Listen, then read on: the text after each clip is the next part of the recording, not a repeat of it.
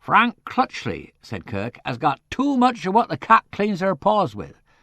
"Stupid cop, indeed. I'll cop him, the cheeky hound, one of these days." "There is a certain lack of the finer feelings," said Peter. "Euphelia serves to grace my measure, but Chloe is my real flame, no doubt. But to get Euphelia's father to cut the key for Chloe is tactless."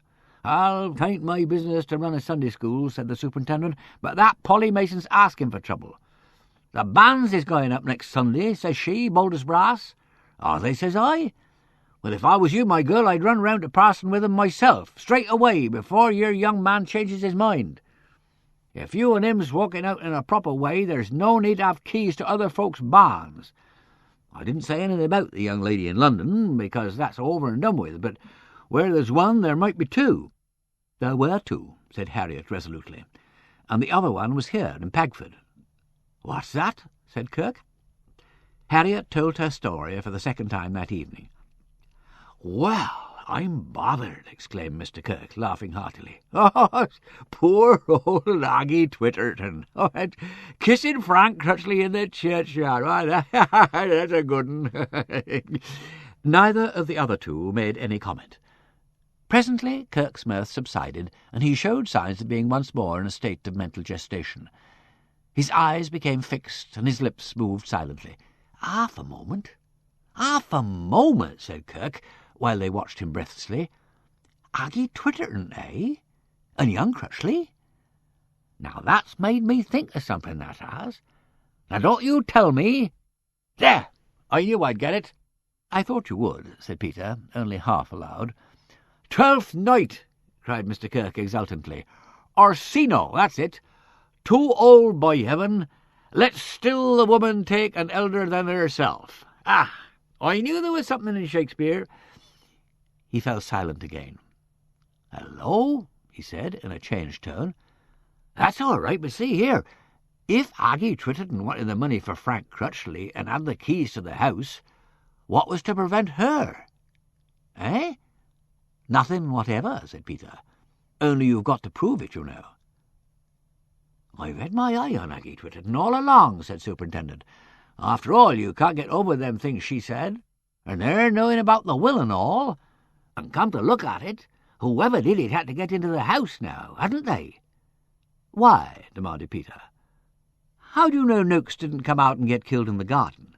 "No," said Kirk. "That's the one thing he couldn't, and you know that as well as I do. And for why? There wasn't no earth nor gravel on his shoes, nor yet on his coat where he fell on it.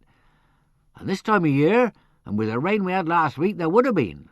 Oh, my lord, springs to catch woodcocks. You don't catch me that way." "Hamlet," said Peter meekly. "Very well. Well, now, we'd better tell you all the ways we've thought of for getting into the house." After nearly an hour, the superintendent was shaken, but not convinced. "I see here, my lord," he said at last. "I see your point, and you're quite right. It's no good saying he might or she might, because it'd always be a cleverer counsel to say might ain't necessarily right. And I see I've been a bit hasty, overlooking that window and the trap door, and about something having been thrown at the deceased. Better late than never. I'll be round again in the morning, and we'll go into all them points. And here's another thing. I'll bring Joe Sellum with me, and you can try for yourself about him getting through them mullions, you call 'em. Because, not to put too fine a point upon it, he'd make two of you, my lord. And what's more, it's my belief you could get through pretty well almost anything, including a judge and jury, if you'll pardon my saying so. No, don't you mistake me. I ain't out to put nothing on Aggie Twitterton. I'm out to find who killed deceased and prove it. And I will prove it, if I have to go through the place with a tooth comb." "Then," said Peter, "you have to be up pretty early in the morning to stop our London friend from carrying away the furniture, lock, stock, and barrel." "I'll see they don't take the trap door," retorted the superintendent, "nor yet the doors and windows. And now I'll be getting off home, and I'm very sorry to keeping you and your ladyship up like this." "Not at all," said Peter. "Parting is such sweet sorrow. We've had quite a Shakespearean evening, haven't we?" "Well," said Harriet, as our lord returned from seeing the superintendent to the door, "he wasn't unreasonable after all. But, oh, I do hope there won't be any more people tonight. Nous menons une vie assez mouvementée. I've never known such a day. Bunter looks quite haggard. I've sent him to bed. As for me, I don't feel like the same person I was before breakfast. I don't even feel the same person I was before dinner. Peter, about that, it's frightened me rather. I've always so loathed and dreaded any sort of possessiveness. You know how I've always run away from it. I've reason to know. He made a wry face. You ran like the Red Queen. I know I did. And now I started of all people. I simply can't think what came over me. It's frightful. Is that sort of thing always going to happen to me? I don't know, he said lightly. I can't imagine. In an experience of women extending, like the good Dr. Watson's, over many nations and 3 separate continents, why separate? Do ordinary continents come blended like teas? I don't know. Well, that's what he says in the book. 3 separate continents. In all my experience, you are completely unprecedented. I never met anybody like you. Why? Possessiveness isn't unprecedented. On the contrary, it's as common as mud. But to recognize it in oneself and chuck it overboard is unusual. If you want to be a normal person, my girl, you shall let it rip and give yourself and everybody else hell with it. You shall call it something else, devotion or self-sacrifice or that sort of thing. If you go on behaving with all this reason and generosity, everybody will think we don't give a damn for one another. Well, if ever I do anything like that again, for heaven's sake, don't give in. You wouldn't have, really. If it had come to the point, yes, I should. I couldn't live in a wrangle. Not with you, anyway. I wouldn't have believed you could be so weak. As if a possessive person is ever going to be satisfied. If you gave in once, you'd have to do it again and again, like Danegelt. Look, don't be harsh with me, Domina. If it happens again, I'll take a stick to you, I promise. But I wasn't sure that I was up against it. La femme jalouse de l'œuvre, or a perfectly reasonable objection, or just marriage as such. I can't expect being married to be just like not being married, can I? I thought I might be heading the wrong way. I thought if I showed you where the hitch was... Oh, I don't know what I thought. It doesn't matter. I only know what you said and that it took my breath away. I only know that I started to behave like a pig and thought better of it. Peter, it hasn't upset the things you said before. It hasn't spoilt anything. To know that I can trust you better than myself?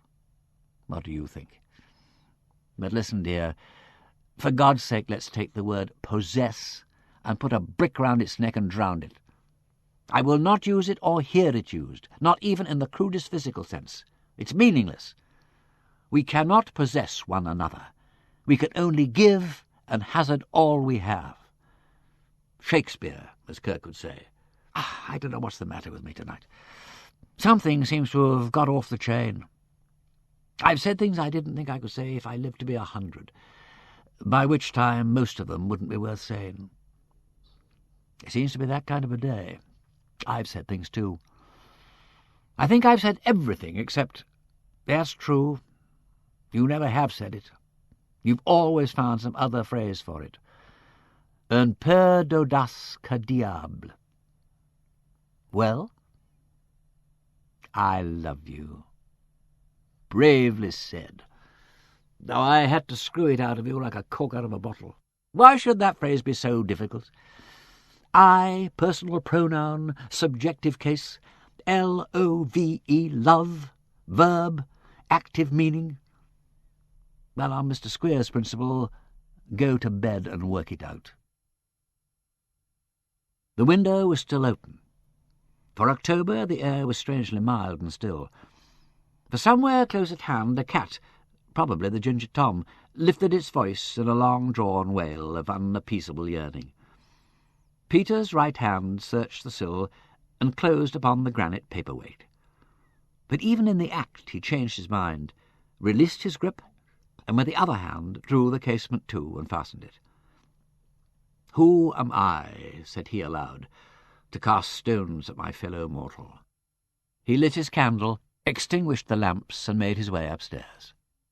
2 minutes later, Bunter, prompted by God knows what savage libido, flung a boot from the back bedroom, and on the mere the wailing died away. Chapter 19. Prickly Pear. This is the Dead Land. This is the Cactus Land. Here the stone images are raised. Here they receive the supplication of a dead man's hand under the twinkle of a fading star. Between the idea and the reality, between the motion and the act, falls the shadow. T.S. Eliot, The Hollow Men. "Peter, what were you dreaming about early this morning? It sounded pretty awful." He looked vexed. "Oh, my God. Have I started that again? I thought I'd learned to keep my dreams to myself. Did I say things? Tell me the worst." "I couldn't make out what you said, but it sounded as though, to put it mildly, you had something on your mind." "What an agreeable companion I must be," he said bitterly. "I know. I've been told about it before. The perfect bedfellow, so long as I keep awake. I'd no business to risk it. But one always hopes one's going to come right again sometime. In future I'll remove myself. Don't be an idiot, Peter. You stopped dreaming as soon as I got hold of you." "So I did. It comes back to me now. 15 of us, marching across a prickly desert, and we were all chained together.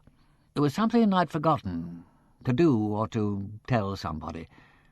But I couldn't stop because of the chain. Our mouths were full of sand, and there were flies and things. We were in dark blue uniforms, and we had to go on." He broke off. "I don't know why blue uniforms. It's usually something to do with the war. And telling one's dreams is the last word in egotism. I want to hear it. Sounds pretty foul. Well, it was in a way. Our boots were broken with the march. When I looked down, I saw the bones of my own feet, and they were black, because we'd been hanged in chains a long time ago and beginning to come to pieces. Mais priez Dieu que tout nous veuille absoudre. Yes, that's it.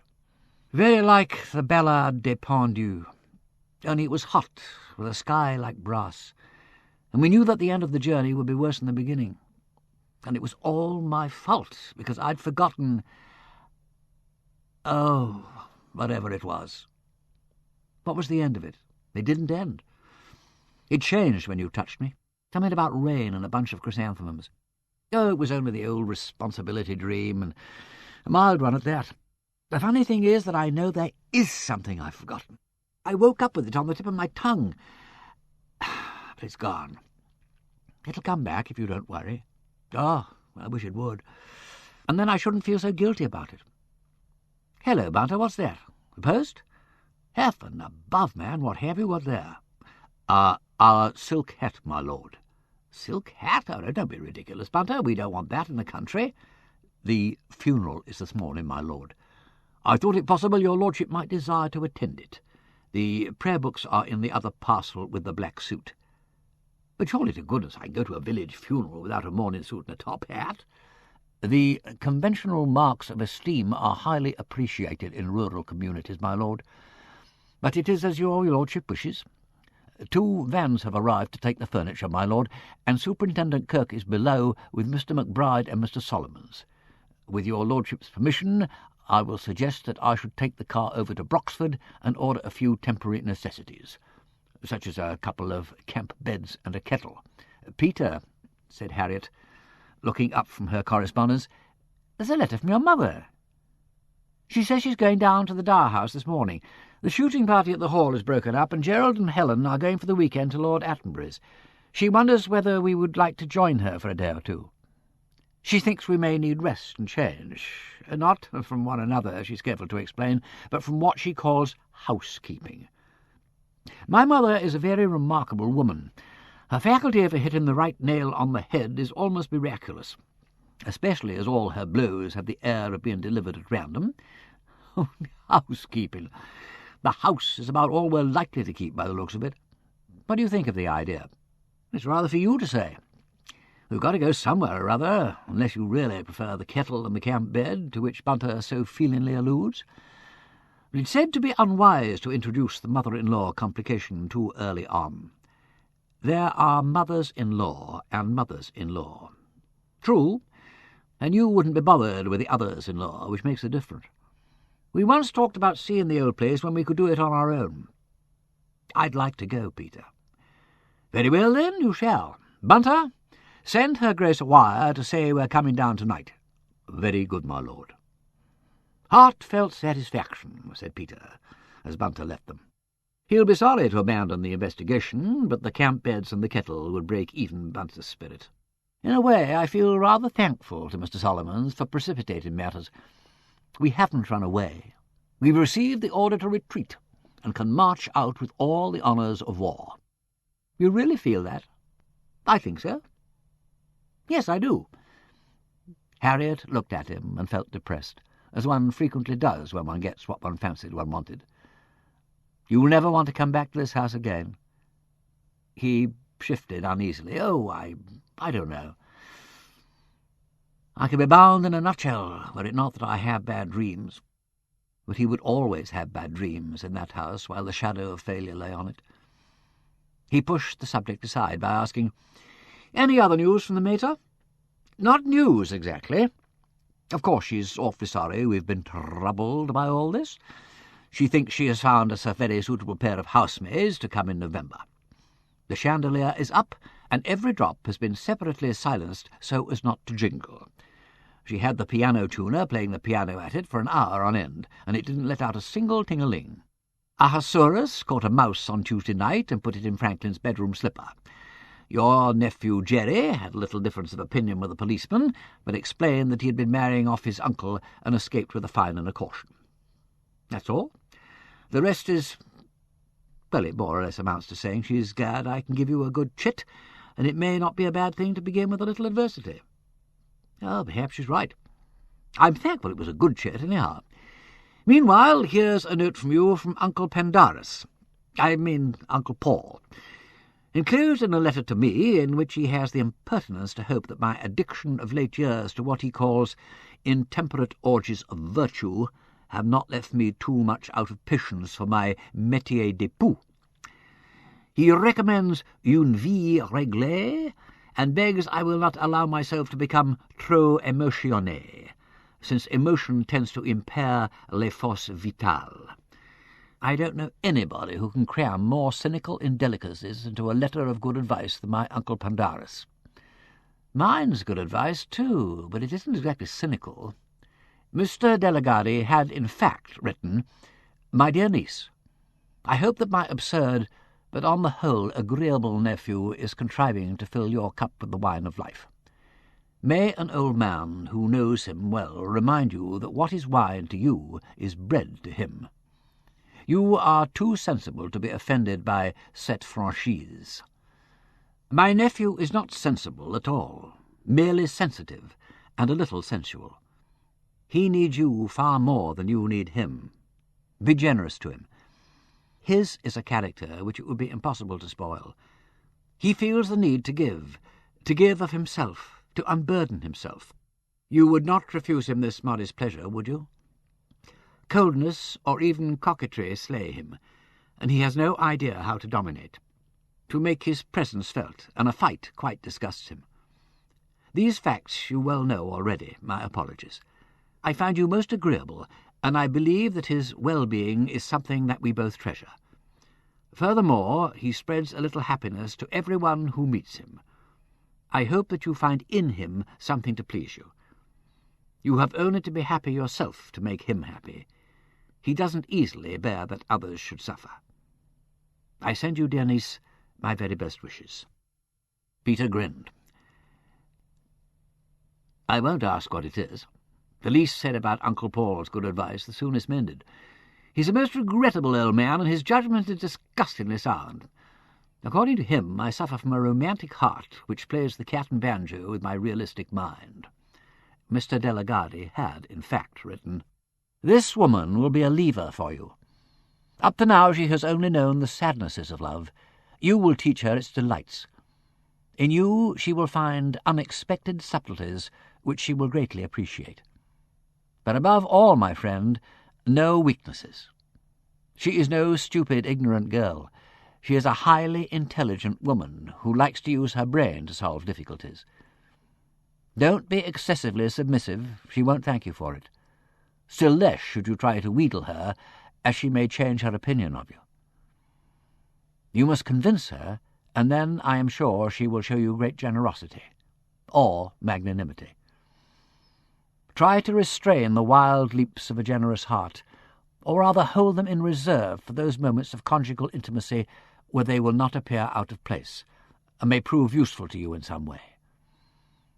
At all other times, try to emphasize those powers of reasoning in which you are not entirely lacking.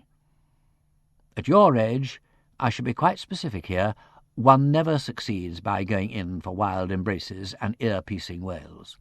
Steel yourself to self-restraint, and you will inspire respect in your woman.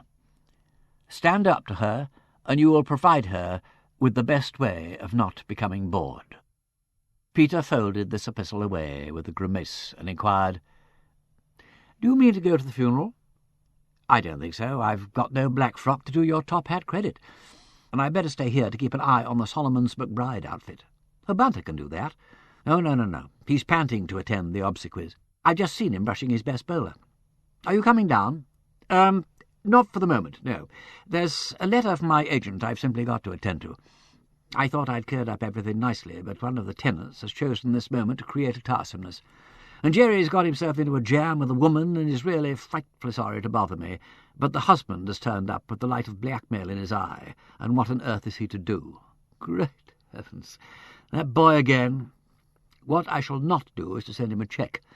As it happens, I know all about the lady and gentleman in question, and all that is required is a firm letter and the address of my solicitor, who knows all about them too. But I can't write downstairs with Kirk oiling in and out of the windows and brokers' men wrangling over the what-not. Of course you can't. I'll go and see to things. Be busy and good. And I used to think you were God's own idler, without a responsibility in the world. Property won't run itself, worse luck, nor yet nephews. Aha! Uncle Pandarus likes giving avuncular advice, does he? Well, trust me to distribute a little avuncular advice in the quarter where it will do most good. Every dog has his day. C'est bien. Embrasse-moi. Ah non, voyons tu me dépeignes. Allons, hop. Il faut être sérieux.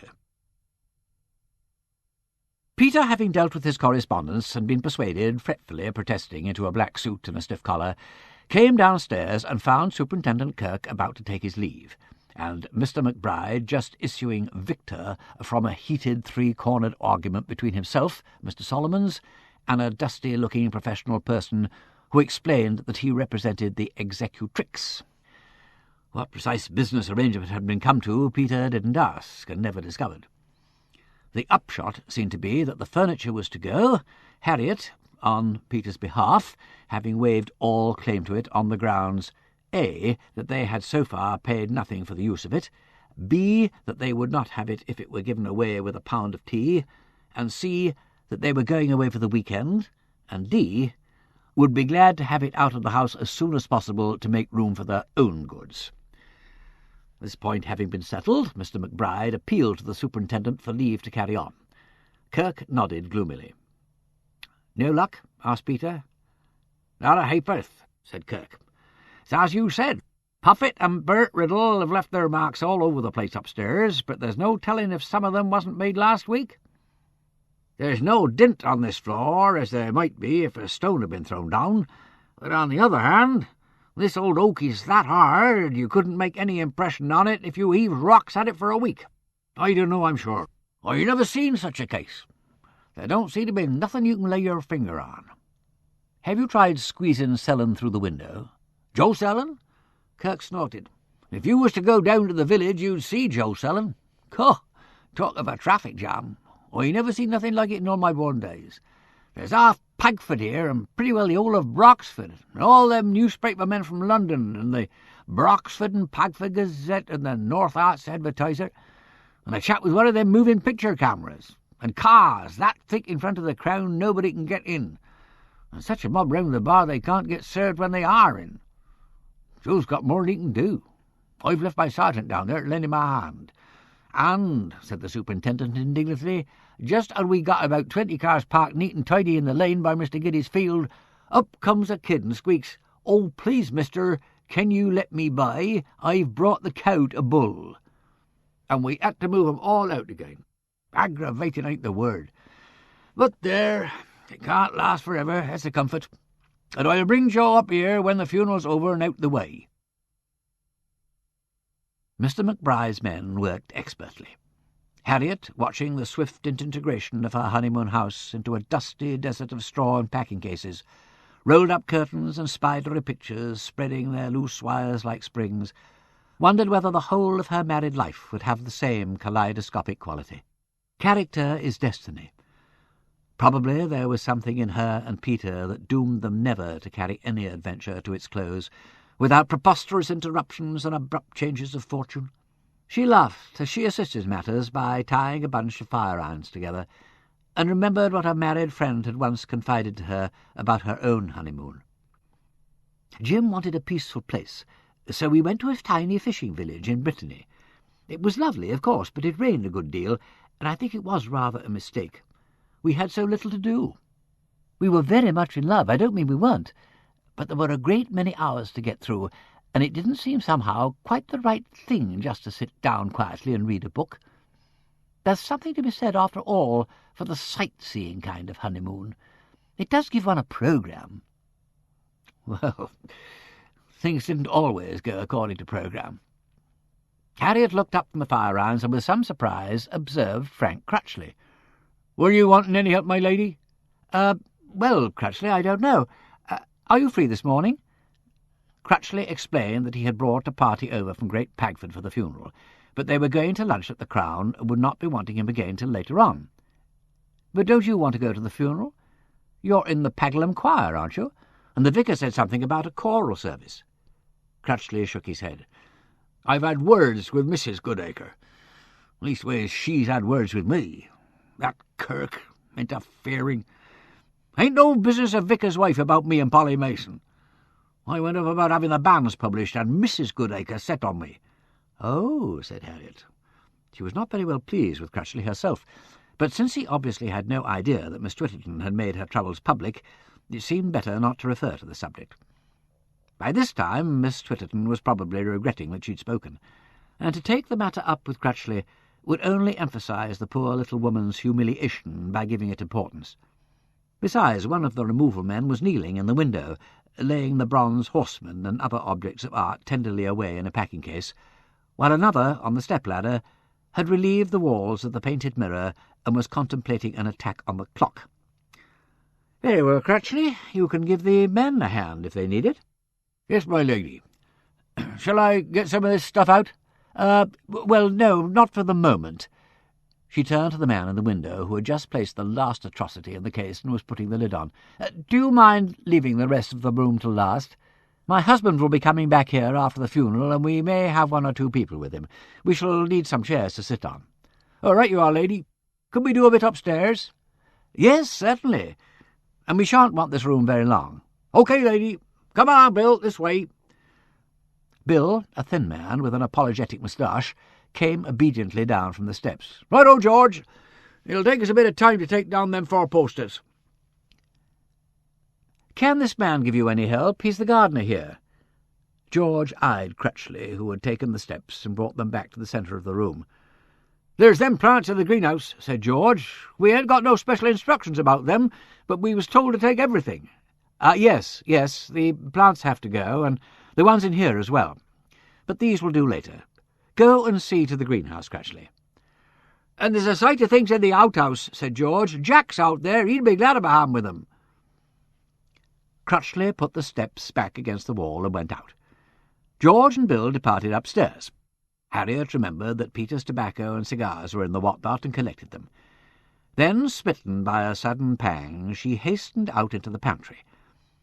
It was already stripped. With the Furies at her heels, she bounded down the cellar steps, not even pausing to remember what had once lain at the foot of them. The place was dark as Egypt, but she struck a match and breathed again. All was well. The 2½ dozen of port lay carefully ranged upon the racks, and in front of them was tacked a notice in large letters, "His Lordship's property, do not touch." Coming up again into the light, she encountered Crutchley entering by the back door. He started at seeing her. "I went to see if the wine was all right. I see Bunter's put up a notice. But please tell the men specially that they mustn't on any account lay a finger on those bottles." Crutchley broke into a wide smile that showed Harriet how attractive his face could be, and threw light on the indiscretions of Miss Twitterton and Polly Mason. "They ain't likely to forget that, my lady. Mr. Bunter, he spoke to them himself, very solemn. He sets great store by that wine, seemingly. If you could have heard him yesterday take it off Martha Ruddle—" Harriet wished she had heard it, and was greatly tempted to ask for an eye-witness account of the scene, but considered that Crutchley's forwardness of manner scarcely called for encouragement. Besides, whether he knew it or not, he was in her bad books. She said, repressively, "Well, take care they don't forget it." "Very good. They can take the barrel, I suppose?" "Oh, yes, that doesn't belong to us. Only the bottled beer." "Very good, my lady." Crutchley went out again, without taking whatever it was he had come for, and Harriet returned to the sitting-room. With a kind of tolerant pity she lifted the aspidistras from their containing pots and gathered them into a melancholy little group on the floor, together with a repellent little cactus like an overstuffed pincushion and a young rubber plant. She'd seldom seen plants she could care less for, but they were faintly hallowed by sentimental association. Peter had laughed at them. She reflected she must be completely besotted about Peter, if his laughter could hallow an aspidistra. "Very well," said Harriet aloud to herself, "I will be besotted."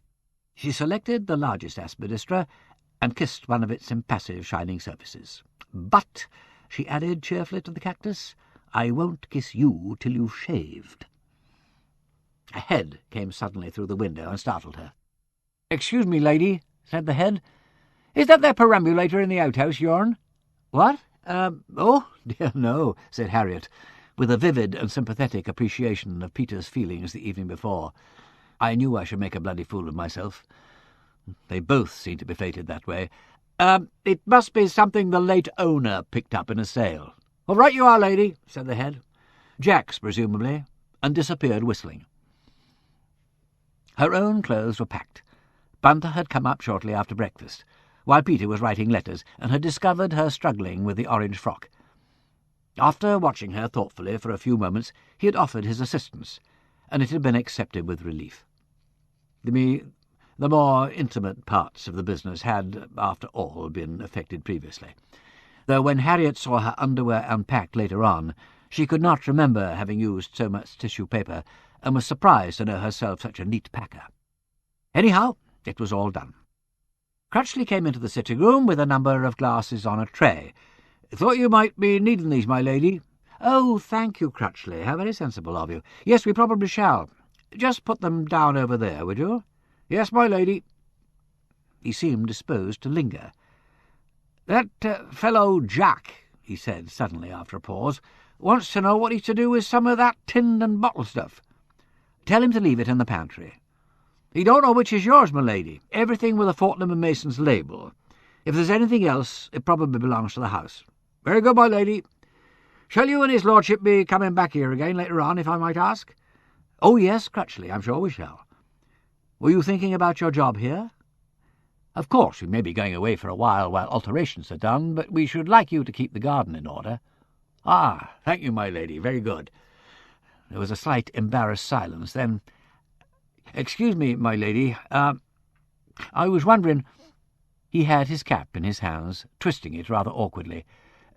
"Seeing as me and Polly Mason is going to get married, whether his lordship— Well, we was meaning to start that garage, only me having lost that £40, if it might be a loan, my lady, we'd pay it back faithful." "Oh, I see. Well, Crutchley, I can't say anything about that. You must speak to his lordship yourself." "Yes, my lady. If you was to put in a word for me, maybe—" "I'll think about it." For the life of her, she could not infuse any genuine warmth into her tone. She wanted so much to say, "Are we to advance you the amount of Miss Twitterton's savings, too?" On the other hand, there was nothing unreasonable about the request, since Crutchley could not know how much she knew. The interview was ended, but the young man lingered so that she was relieved to hear the car at the gate. "Ah, they're coming back. They haven't been very long." "No, my lady. No, it don't take long. Crutchley hesitated for a second, and went out. It was quite a large party that entered. If they'd all come in the Daimler, they must have looked like an undertaker's bean-feast. But no, the vicar was there, and he might have brought some of them in his own little car. He came in wearing his cassock, with his surplice and Oxford hood over one arm, while with the other he gave fatherly support to Miss Twitterton. She, Harriet saw at a glance, was in a much more resilient mood than she had been the evening before, though her eyes were red with funerary tears, and she clutched a handkerchief for the sable border in her black kid-gloved hand. The excitement of being chief mourner behind so important a hearse had evidently restored her lost self-importance. Mrs. Ruddle followed. Her mantle of strange and ancient cut glittered with black beads, and the jet ornaments on her bonnet danced even more gaily than they had done at the inquest. Her face was beaming. Bunter, following upon her heels, and burdened with a pile of prayer-books and a severe-looking bowler, might, by contrast, have been the deceased's nearest and dearest relative, so determined was his countenance in an appropriate gloom. After Bunter came, rather unexpectedly, Mr. Puffet, in a curious greenish-black cutaway coat of incredible lage, buttoned perilously across his sweaters over his working trousers. Harriet felt sure he must have been married in that coat. His bowler was not the bowler of Wednesday morning, but of the mashing, curly-brimmed pattern affected by young bloods of the 90s. "Well," said Harriet, "here you all are." She hastened forward to greet Miss Twitterton, but was arrested midway by the entrance of her husband, who had stopped to put a rug over the radiator. He came in now with a touch of bravura, probably induced by self-consciousness. The effect of his sombre suit and scarf, rigidly tailored black overcoat, and tightly furled silk umbrella was slightly marred by the irresponsible tilt of his top hat. "Hello, hello, hello," said his lordship genially. He grounded the umbrella, smiled diffidently, and removed the topper with a flourish. "Do come and sit down," said Harriet, recovering herself, and leading Miss Twitterton to a chair. She took the black kid hand and squeezed it comfortingly. "Jerusalem, my happy home." His lordship surveyed his domain and apostrophised it with some emotion. "Is this the city that men call the perfection of beauty? Woe to the spoiler, the chariots of Israel and the horsemen thereof." He appeared to be in that rather unreliable mood which is apt to follow upon the attendance at funerals and other solemn functions. Harriet said severely, "Peter, behave yourself," and turned quickly to ask Mr. Goodacre, "Were there many people at the funeral?" A very large attendance," replied the vicar. "Really a remarkable attendance." "Oh, it's most gratifying," said Miss Twitterton, "all this respect for Uncle." A pink flush spread over her cheeks. She looked almost pretty. "Such a mass of flowers, 16 wreaths, including your beautiful tribute, dear Lord Peter." 16, said Harriet. "Oh, just fancy." She felt as though she had received a sharp jolt over the solar plexus. "And fully choral," continued Miss Twitterton. "Such touching hymns. And dear Mr. Goodacre." "The reverence words," pronounced Mr. Puffet, "if I may say so, sir, went right to the heart." He pulled out a large red cotton handkerchief with white spots and trumpeted into it briskly. "Oh," agreed Mrs. Riddle, "it was all just beautiful. I never seen a funeral to touch it, and I've been to every burying in Paglum these 40 year or more." She appealed to Mr. Puffet for confirmation, and Harriet seized the opportunity to question Peter. "Peter, did we send a wreath?" "God knows." "Bunter, did we send a wreath?" "Yes, my lord. Hot-house lilies and white hyacinths." "How very chaste and appropriate." Bunter said he was much obliged. "Everybody was there," said Miss Twitterton. "Dr. Craven came over, and old Mr. and Mrs. Sowerton, and the Jenningses from Broxford, and that rather odd young man who came to tell us about Uncle William's misfortunes, and Miss Grant had all the school-children carrying flowers. And Fleet Street in full force," said Peter. "Bunter, I see glasses on the radio cabinet. We could do with some drinks." "Very good, my lord." "I'm afraid they've commandeered the beer barrel," said Harriet with a glance at Mr. Puffet. "Oh, that's awkward," said Peter. He stripped off his coat, and with it his last vestige of sobriety. Well, Puffet, I dare say you can make do for once with the bottle variety. First discovered, so they say, by Isaac Walton, who, while fishing one day—" Into the middle of this harangue there descended unexpectedly from the stairs Bill and George, carrying the one a dressing mirror and a wash-basin, and the other a ewer and small bouquet of bedroom utensils. They seemed pleased to see the room so full of company, and George advanced gleefully upon Peter. "Excuse me, Governor," said George, flourishing the utensils vaguely in the direction of Miss Twitterton, who was sitting near the staircase. "All them razors and silver-mounted brushes up there." "Oh, tush," said his lordship gravely. "Nothing is gained by coarseness." He draped his coat modestly over the offending crockery, added his scarf, crowned the ewer with his top hat, and completed the effect by hanging his umbrella over George's extended arm. "Trip it featly here and there and through the other door, and ask my man to come up presently and tell you which things are what." "Right-o, Governor," said George, ambling away a trifle awkwardly, for the topper showed a tendency to overbalance. The vicar, surprisingly, relieved the general embarrassment by observing with a reminiscent smile, "Now, you might not believe it, but when I was up at Oxford, I once put one on the Martyrs' Memorial." "Did you?" said Peter. "I was one of the party that had an open umbrella over each of the Caesars. They were the Fellows' umbrellas. Ah, here comes the drinks." "Thank you," said Miss Twitterton. She shook her head sadly at the glass. "And to think that the last time we partook of Lord Peter's sherry—" "Oh, dear me," said Mr. Goodacre. "Thank you. Yes, indeed." He turned the wine musingly upon his tongue, and appeared to compare its flavour favourably with that of the best sherry in Pagford. "Bunter, you got some beer in the kitchen for Puffet?" Yes, my lord." Mr. Puffet, reminded that he was in a manner of speaking in the wrong place, picked up his curly bowler and said heartily, "That's very good of you, your lordship. Come along, Arthur. Get off your bonnet and shawl, and we'll give these lads an hand outside." "Yes," said Harriet. "Bunter will be wanting you, Mrs. Ruddle, to see about getting some lunch of some sort. Will you stay and have something with us, Miss Twitterton?" "Oh, no, really, I must be getting home. It's so good of you." "But you mustn't hurry," said Harriet, as Puffet and Mrs. Ruddle vanished. I only said that because Mrs. Ruddle, though an excellent servant in her way, sometimes needs a reminder.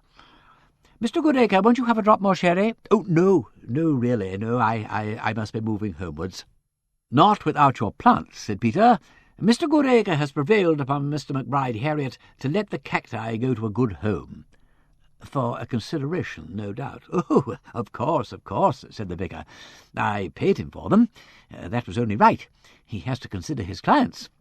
The other person, Solomons, I think his name is, made a slight difficulty, but we managed to get over that." "How did you manage?" "Well," admitted the vicar, "I paid him too. But it was a small sum, quite a small sum, really. Less than the plants are worth. I did not like to think of their going to a warehouse with no one to care for them. Crutchley has always looked after them so well. He is very knowledgeable with cacti." "Indeed," said Miss Twitterton, so sharply that the vicar stared at her in mild astonishment. "I'm glad to hear that Frank Crutchley fulfilled some of his obligations." "Well, Padre," said Peter, "rather you than me. I don't like the things." "They are not to everybody's taste, perhaps, but this one, for instance, you must acknowledge that it is a superb specimen of its kind." He shuffled his short-sighted way towards the hanging cactus, and peered at it with an anticipatory pride of passion. "Uncle William," said Miss Twitterton in a quavering voice, "always took great pride in that cactus." Her eyes filled with tears, and the vicar turned quickly towards her. "I know, indeed, Miss Twitterton. It will be quite happy and safe with me." Miss Twitterton nodded speechlessly, but any further demonstration was cut short by the entrance of Bunter, who said, coming up to her, "Excuse me, the furniture removers are about to clear the attics, and have desired me to inquire what is to be done with the various trunks and articles labelled Twitterton." "Oh, dear me, yes, of course. Oh, dear, yes, please tell them I think I'd better come and see to them myself. Oh, yes, dear me, however did I come to forget? There are quite a lot of my things here." She fluttered towards Harriet.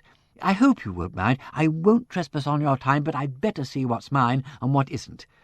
You see, my cottage is so very small, and Uncle very kindly let me store many little belongings, some of my dear mother's things.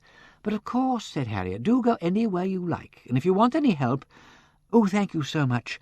Oh, Mr. Goodacre, thank you.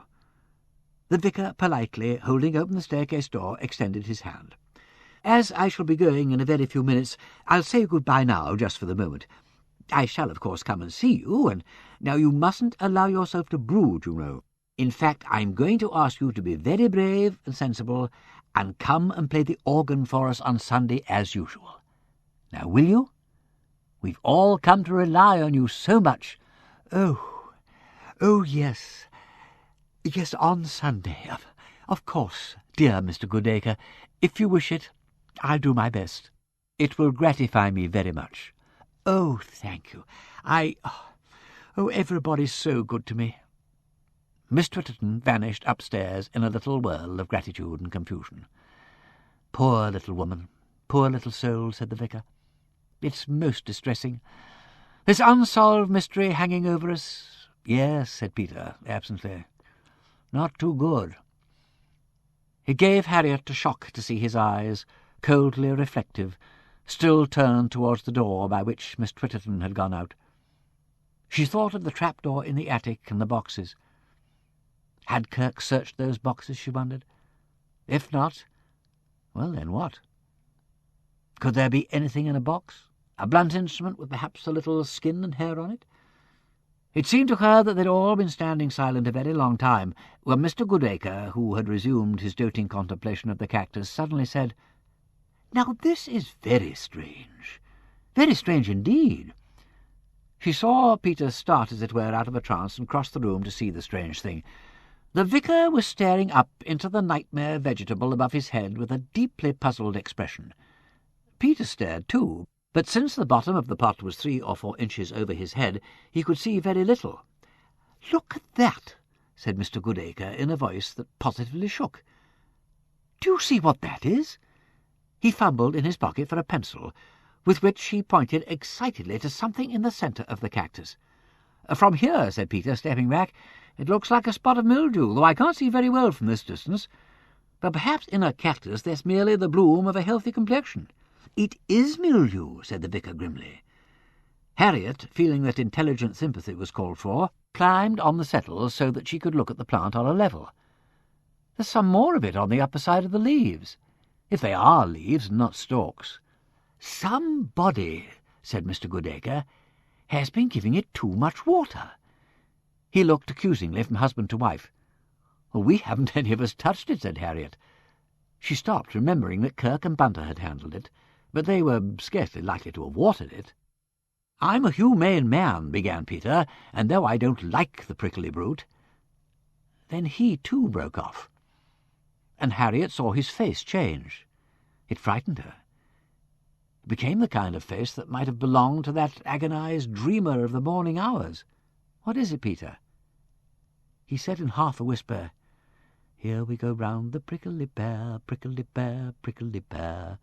"Once the summer is over," pursued the vicar, "you must administer water very sparingly indeed." "Surely," said Harriet, "it couldn't have been the knowledgeable Crutchley." "I think it was," said Peter, as though returning to them from a long journey. "Harriet, you heard Crutchley tell Kirk how he watered it last Wednesday week and wound the clock before collecting his wages from old Noakes." "Yes." "And the day before yesterday you saw him water it again." "Well, of course, we all saw him." Mr. Goodacre was aghast. "But, my dear Lady Peter, he couldn't have done that.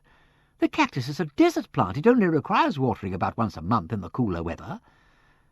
Peter, having emerged to clear up this minor mystery, seemed to be back on his nightmare trail. He muttered, "I can't remember—" But the vicar took no notice. "Somebody has touched it lately," he said. I see you put it on a longer chain." Peter's gasp was like a sob. "That's it, the chain. We were all chained together." The struggle passed from his face, leaving it empty as a mask.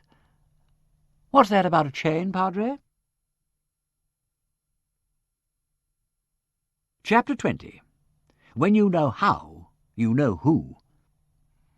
and here an engine fit for my proceeding. William Shakespeare, Two Gentlemen of Verona. To be interrupted at a crisis had become so much a feature of daily life at Talboys that Harriet felt no surprise to see Bunter enter upon these words as upon a cue.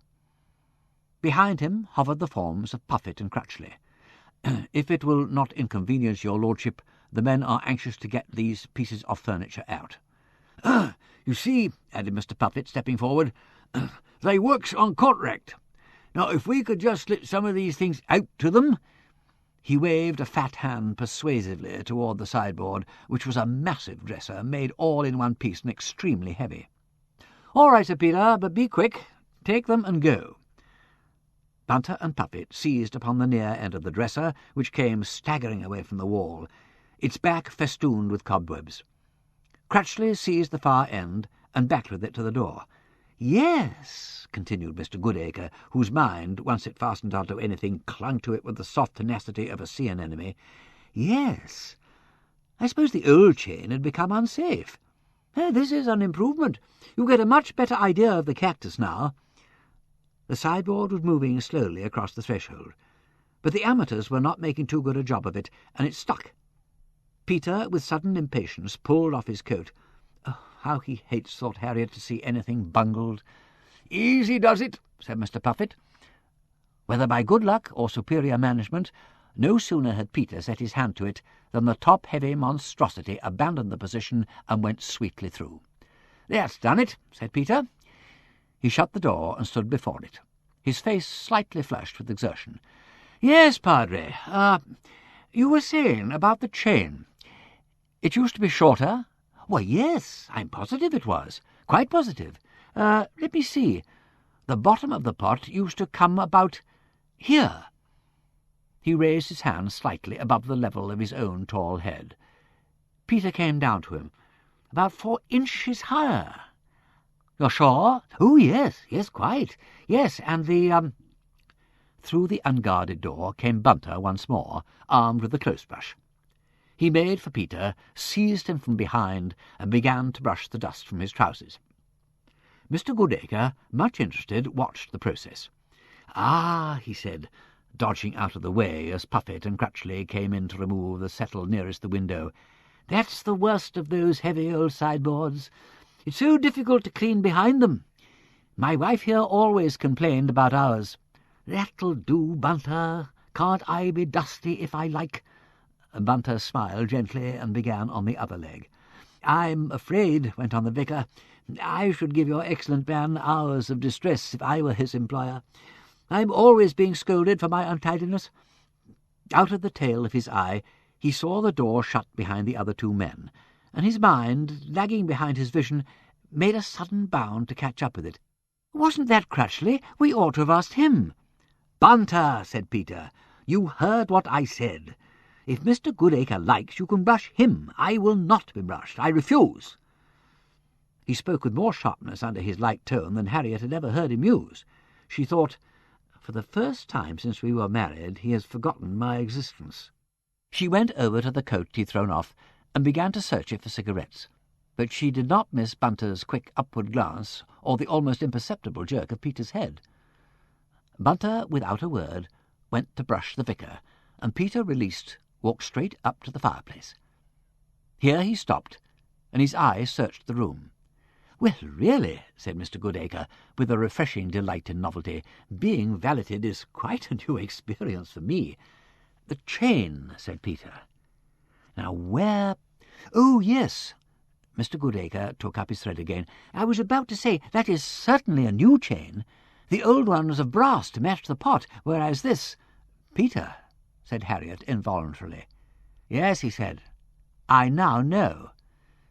He seized upon the ornamental drainpipe, tossed the pampas grasses out of it, and tilted it up, just as Crutchley came in, this time with the man Bill, and advanced upon the other settle. "If you don't mind, Governor." Peter jerked the pipe swiftly back and sat on it. No, he said. "We haven't finished here. Take yourselves off. We must have something to sit on. I'll make it right with your employer." "Oh," said Bill. "Oh, well, right you are, Governor. But mind you, this job got to be done today." "It will be," said Peter. George might have stood out, but Bill evidently possessed a more sensitively balanced temperament or a livelier eye to the main chance. He said submissively, "Righto, governor," and went out, taking Crutchley with him. As the door shut, Peter lifted the drain-pipe. At the bottom of it lay a brass chain, curled together like a sleeping serpent. Harriet said, "The chain that came down the chimney." Peter's glance swept over her as though she had been a stranger. A new chain was fixed up, and the other one hidden up the chimney. Why? He lifted the chain and looked at the cactus as it hung centred over the radio cabinet. Mr. Goodacre was deeply intrigued.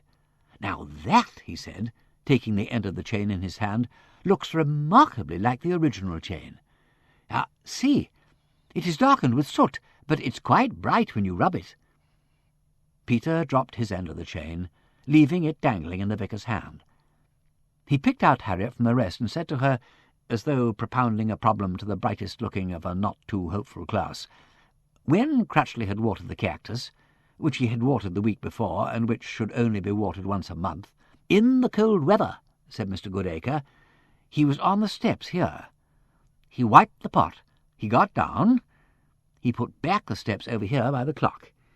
He came back here to the cabinet. Now, can you remember what he did next?" Harriet shut her eyes once more, seeing the room as it had been on that strange morning. "I believe—" She opened them again. Peter laid his hands gently, one on each side of the cabinet. "Yes, he did. Yep, I know he did. He pulled the cabinet forward to bring it centrally under the pot. I was sitting quite close to him at the end of the settle. That's why I noticed. I noticed, too. That's the thing I couldn't remember." He pushed the cabinet gently back, moving forward with it so that the pot now hung directly over his head and about 3 inches above it.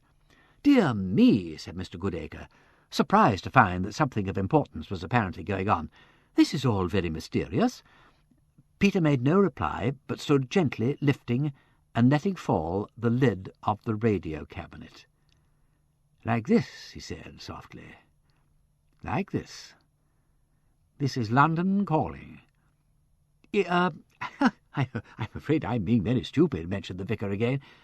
This time Peter looked up at him and smiled. "Look," he said. He put up his hand and lightly touched the pot, setting it gently swinging at the end of its 8-foot chain. "It's possible," he said. "My God, it's possible." "Mr. Noakes was about your height, wasn't he, Padre?" Just about. I may have had the advantage of him by an inch, but not more." "If I'd had more inches," said Peter regretfully, for his height was a sensitive point with him, "I might have had more brains. But better late than never." His eye roamed the room, passed over Harriet and the vicar, and rested on Bunter. "You see," he said, "you've got the first and last terms of progression. If we could fill in the middle terms—" "Yes, my lord," agreed Bunter in a colourless voice. His heart had leapt within him. Not the new wife this time, but the old familiar companion of 100 cases. The appeal had been to him. He coughed. "If I might make a suggestion, it would be as well to verify the difference in the chains before we proceed." "Quite right, Bunter. Clear as you go. Get the steps." Harriet watched Bunter as he mounted and took the brass chain that the vicar mechanically handed to him. But it was Peter who heard the step on the stairs. Before Miss Twitterton was in the room, he was halfway across it, and when she turned from shutting the door after her, he stood at her elbow. "So that's all seen to," said Miss Twitterton brightly. "Oh, Mr. Goodacre, I didn't think I should see you again. It is nice to think you're having Uncle William's cactus." "Bunter's just coping with it," said Peter. He stood between her and the steps, and his 5'9" was an effectual screen to her 4'8". "Miss Twitterton, if you've really finished, I wonder if you would do something for me." "Oh, but of course, if I can. I think I must have dropped my fountain pen somewhere in the bedroom, and I'm rather afraid one of those fellows up there may put his foot on it. If I might trouble you—" "Oh, with pleasure," cried Miss Twitterton, delighted that the task was not beyond her powers. "I'll run up and look for it at once. I always say I am remarkably good at finding things." "It's extraordinarily kind of you," said Peter. He manoeuvred her gently to the door opened it for her and shut it after her. Harriet said nothing. She knew where Peter's pen was, for she had seen it in the inner breast pocket of his coat when she was looking for cigarettes, and she felt a cold weight at the pit of her stomach. Bunter, who had slipped quickly down from the steps, stood, chain in hand, as though ready to put the gyves on a felon when he heard the word. Peter came back with urgency in his step. 4 inches difference, my lord. His master nodded. Bunter, no, I shall want you. He saw Harriet and spoke to her as though she had been his footman. Here, you, go and fasten the door at the top of the back stair. Don't let her hear you if you can help it. Here are the house keys. Lock the doors front and back. Make sure that Ruddle and Puffet and Crutchley are all inside. If anyone says anything, those are my orders. Then bring the keys back. Do you understand? Bunter, take the steps and see if you can find anything in the way of a hook or a nail in the wall or ceiling on that side of the chimney-place. Harriet was out of the room and tiptoeing along the passage. Voices in the kitchen and a subdued clinking told her that lunch was being got ready, and probably eaten. Through the open door she glimpsed the back of Crutchley's head. He was tilting a mug to his lips. Beyond him stood Mr. Puffet, his wide jaws moving slowly on a large mouthful. She couldn't see Mrs. Ruddle, but in a moment her voice came through from the scullery. See, it was that there Joe, plain as the nose on his face, and goodness knows that's big enough. But there, he's too much taken up with his good lady. Somebody laughed. Harriet thought it was George. She scurried past the kitchen, ran up the privy stair, locking the back door as she went, and found herself panting, more with excitement than haste, at the door of her own room. The key was on the inside. She turned the handle softly and crept in. Nothing was there but her own boxes, packed and waiting, and the component parts of what had been the bed stacked ready for removal. In the next room she could hear little scuffling sounds, and then Miss Twitterton chirping agitatedly to herself. Like the White Rabbit, thought Harriet. Oh, dear, what has become of it? Or was it what will become of me? For a flash of time Harriet stood, her hand already on the key. If she were to go in and say, Miss Twitterton, he knows who killed your uncle, and... Like the White Rabbit. A white rabbit in a cage. Then she was out and locking the door behind her. Back in the passage now, and quietly past that open door. Nobody seemed to take any notice. She locked the front door, and the house was fast, as it had been on the night of the murder. She returned to the sitting-room, and found that she had been so quick that Bunter was still on the steps by the fireplace, searching the dark beams with a pocket-torch. A cup-hook, my lord, painted black and screwed into the beam. Ah! Peter measured the distance with his eye, from the hook to the cabinet and back again. Harriet held out the keys to him, and he pocketed them absent-mindedly without so much as a nod. Proof, he said. Proof of something at last. But where is the... The vicar, who seemed to have been putting 2 and 2 together carefully in his mind, cleared his throat. Do I understand, he said, that you have discovered what they call a clue to the mystery? No, said Peter, no, we're looking for that. The clue, Ariadne's clue of thread, the little ball of twine to thread the labyrinth. Yes, twine. Who said twine? Puffet, by Jove. He's our man. Tom Puffet, exclaimed the vicar. Oh, I should not like to think that Puffet... Fetch him here, said Peter. Bunter was off the steps before he spoke. Yes, my lord, he said, and was gone like lightning. Harriet's eye fell on the chain, which lay where Bunter had left it on top of the cabinet. She picked it up, and the clink of the links caught Peter's ear. Best get rid of that, he said. Give it to me. He scanned the room for a hiding-place, then, with a sort of chuckle, made for the chimney. We'll put it back where it came from, he said, as he dived under the cowl. Safe bind, as Puffet is fond of observing. He emerged again, dusting his hands. There's a ledge, I suppose, said Harriet. Yes. The gun dislodged the chain. If Noakes had kept his chimney swept, his murderer might have been safe. What's that, Padre, about doing evil that good may come? Mr. Goodacre was spared discussion of this doctrinal point by the arrival of Mr. Puffet with Bunter at his elbow. Did you want me, my lord?" "Yes, Puffet. When you were clearing up this room on Wednesday morning, after we'd loosed the soot, do you remember picking up a bit of string from the floor?" "String?" said Puffet.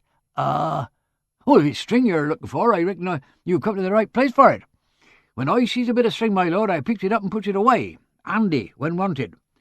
He pulled up his sweaters with a grunt and began to produce rolls of string from his pockets as a conjurer produces coloured paper. "There's all sorts here, you can take your choice.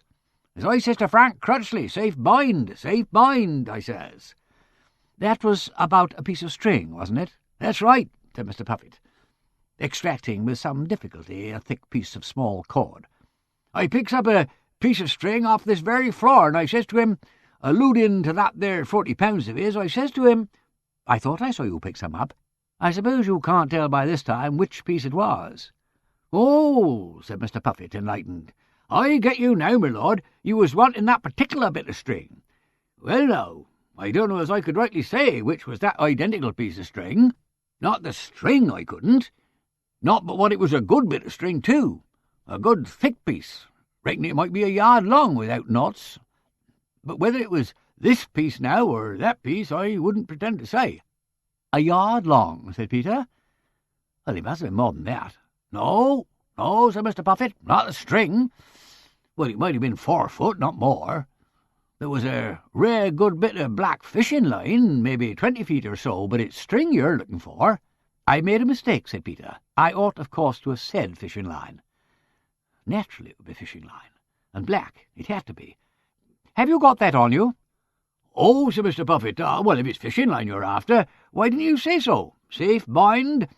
"Thank you," said Peter. He whipped the roll of black line deftly from the sweep's slow fingers. "Yes, that's it. That would hold a 20-pound salmon, and I'll bet you there's a sinker at each end." "I thought so. Yes."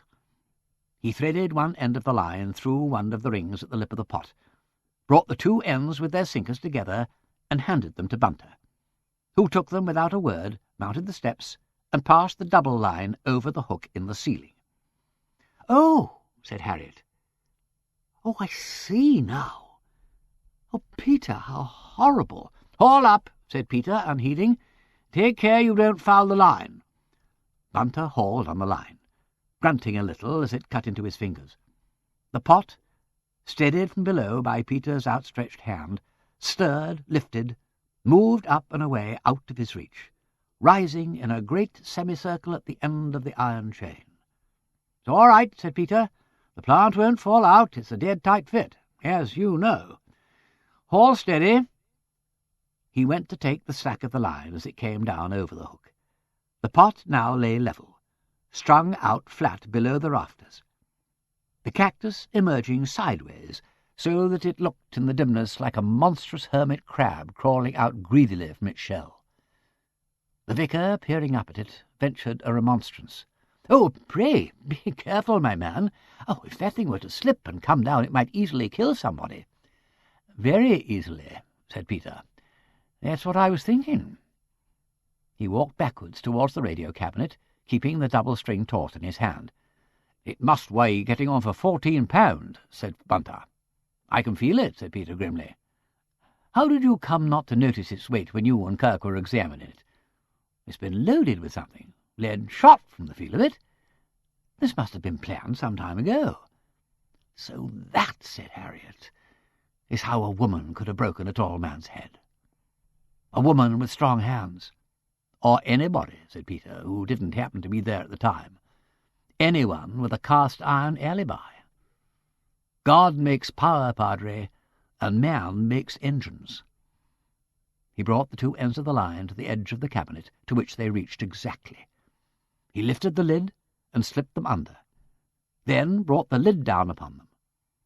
The spring catch stood up to the strain, and the sinkers held firm against the flange, though Harriet noticed that the pull of the heavy pot had raised the near side of the cabinet slightly from the ground. But it could not lift far, since its feet were jammed close against the end of the settle, over which the thin black line stretched taut and nearly invisible to the hook in the beam. A sharp knock at the window made them all start. Kirk and Sullen stood outside, beckoning excitedly. Peter walked quickly across and opened the lattice, while Bunter came down from the steps, folded them, and set them quietly back against the wall. "Yes?" said Peter. "My lord!" Sellen's voice was quick and eager. "My lord, I never tell you no lie. You can see the clock from the window. Mr. Kirk, he's just told me." "That's right," said Kirk. "12:30, plain as a pikestaff. Hello," he added, able to see better now that the window was open. "They've took the cactus down." "No, they haven't," said Peter. "The cactus is still there. You better come along in. The front door's locked. Take the keys and lock it again behind you. It's all right," he added, speaking into Kirk's ear, "but come in quietly. You may have to make an arrest." The two policemen vanished with surprising speed. Mr. Puffit, who had been scratching his head in a contemplative manner, accosted Peter. "That's an awkward-looking arrangement of yours, my lord. Are you dead sure it won't come down?" As some safeguard against this possibility, he clapped on his bowler. "Not unless somebody opens the cabinet for the 12:30 gramophone orgy." "For God's sake, Padre, stand away from that lid." The vicar, who had advanced towards the cabinet, started away guiltily at the peremptory tone. "Oh, well, I was only looking more closely at the string," he explained. "You can't see it at all against the panelling, you know. Most remarkable. It's being so black and so fine, I suppose." "That," said Peter, "is the idea of fishing line. I'm sorry I shouted, but do keep back in the case of an accident. Do you realise you're the one person in this room who isn't safe?" The vicar retired into a corner to work this out. The door was flung open, and Mrs. Ruddle, uncalled and unwanted, announced in loud tones, "Here's the police." "There," said Buffett. He tried to urge her out, but Mrs. Ruddle was determined to know what all this long conference was about. She planted herself firmly beside the door with arms akimbo. Kirk's ox-like eyes went to Peter, and then followed his glance up to the ceiling, where they encountered the astonishing phenomenon of the cactus floating, Houdini fashion, without visible means of support. "Yes," said Peter, "that's where it is, but don't touch that cabinet or I won't answer for the consequences. I fancy that's where that cactus was at 9:05 p.m. last Wednesday week, and that's why Sellen was able to see the clock. This is what's called reconstructing the crime." "The crime, eh?" said Kirk. "You wanted a blunt instrument that could strike a tall man from behind and above? Well, there it is. That would break the skull of an ox, with the power we put behind it." Kirk looked at the pot again. "Ah," he said, "pretty, but I'd like a bit of proof. There weren't no blood nor air on that there pot when I last seed it." "But of course not," cried Harriet. "It was wiped." "When and how?" said Peter, slowing round on her sharply. "Why, not till Wednesday morning, the day before yesterday. You reminded us only just now, on Wednesday morning, under your very eyes, while we all sat round and watched." "That's how, Peter, that's how." "Yes," he said, smiling at her excitement, "that is how. And now we know how, we know who." "Thank God we know something at last," said Harriet. At the moment she cared little for how or who. Her jubilee was for the alert cock of Peter's head as he stood and smiled at her, balancing himself lightly and swaying a little on his toes. A job finished, and after all no failure. No more frustrated dreams about chained and defeated men seeking a lost memory among hot deserts horrid with prickly cactus. But the vicar, not being Peter's wife, took the thing otherwise. "You mean," he said in a shocked voice, "that when Frank Crutchley watered the cactus, he wiped the pot? Oh, but that is a dreadful conclusion to come to. Frank Crutchley, one of my choirmen." Kirk was better satisfied. "Crutchley," said he. "Ah, now we're getting at it. He had this grudge about the £40, and he thought he'd get even with the old man and marry the heiress. 2 birds with 1 blunt instrument, eh?" "The heiress?" exclaimed the vicar in fresh bewilderment. "But he's marrying Polly Mason. He came round about the banns this morning." "That's rather a sad story, Mr. Goodacre," said Harriet.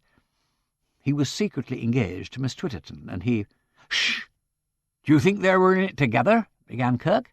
and then suddenly woke up to the fact that Miss Twitterton was in the room with them. "I couldn't find your fountain pen anywhere," said Miss Twitterton, earnest and apologetic. "I do hope—" She became aware of something odd and strained in the atmosphere, and of Joe Sellen, who was stupidly gaping in the one direction that everybody else was avoiding. "Good gracious," said Miss Twitterton. "What an extraordinary thing! However did Uncle's cactus get up there?" She made a bee-line for the cabinet. Peter caught her and pulled her back. "I don't think so," he said, cryptically, to Kirk over his shoulder, and led Miss Twitterton away to where the vicar still stood petrified with astonishment. "Now," said Kirk, "let's get this clear. How exactly do you make out he worked it? If that trap was set like that on the night of the murder when Crutchley left at 6:20, Miss Twitterton uttered a faint squeak.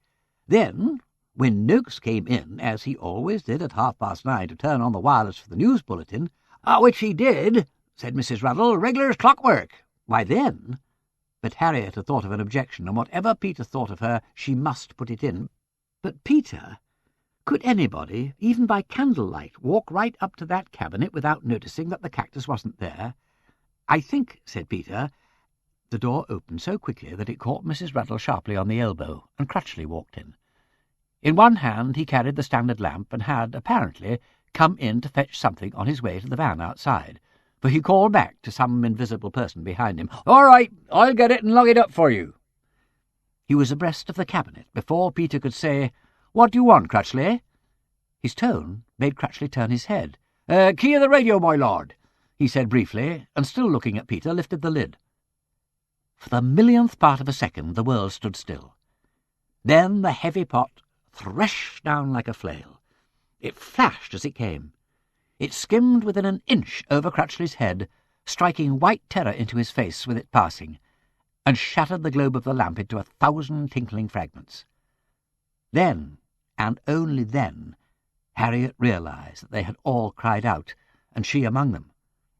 And after that there was silence for several seconds, while the great pendulum swung over them in a gleaming arc.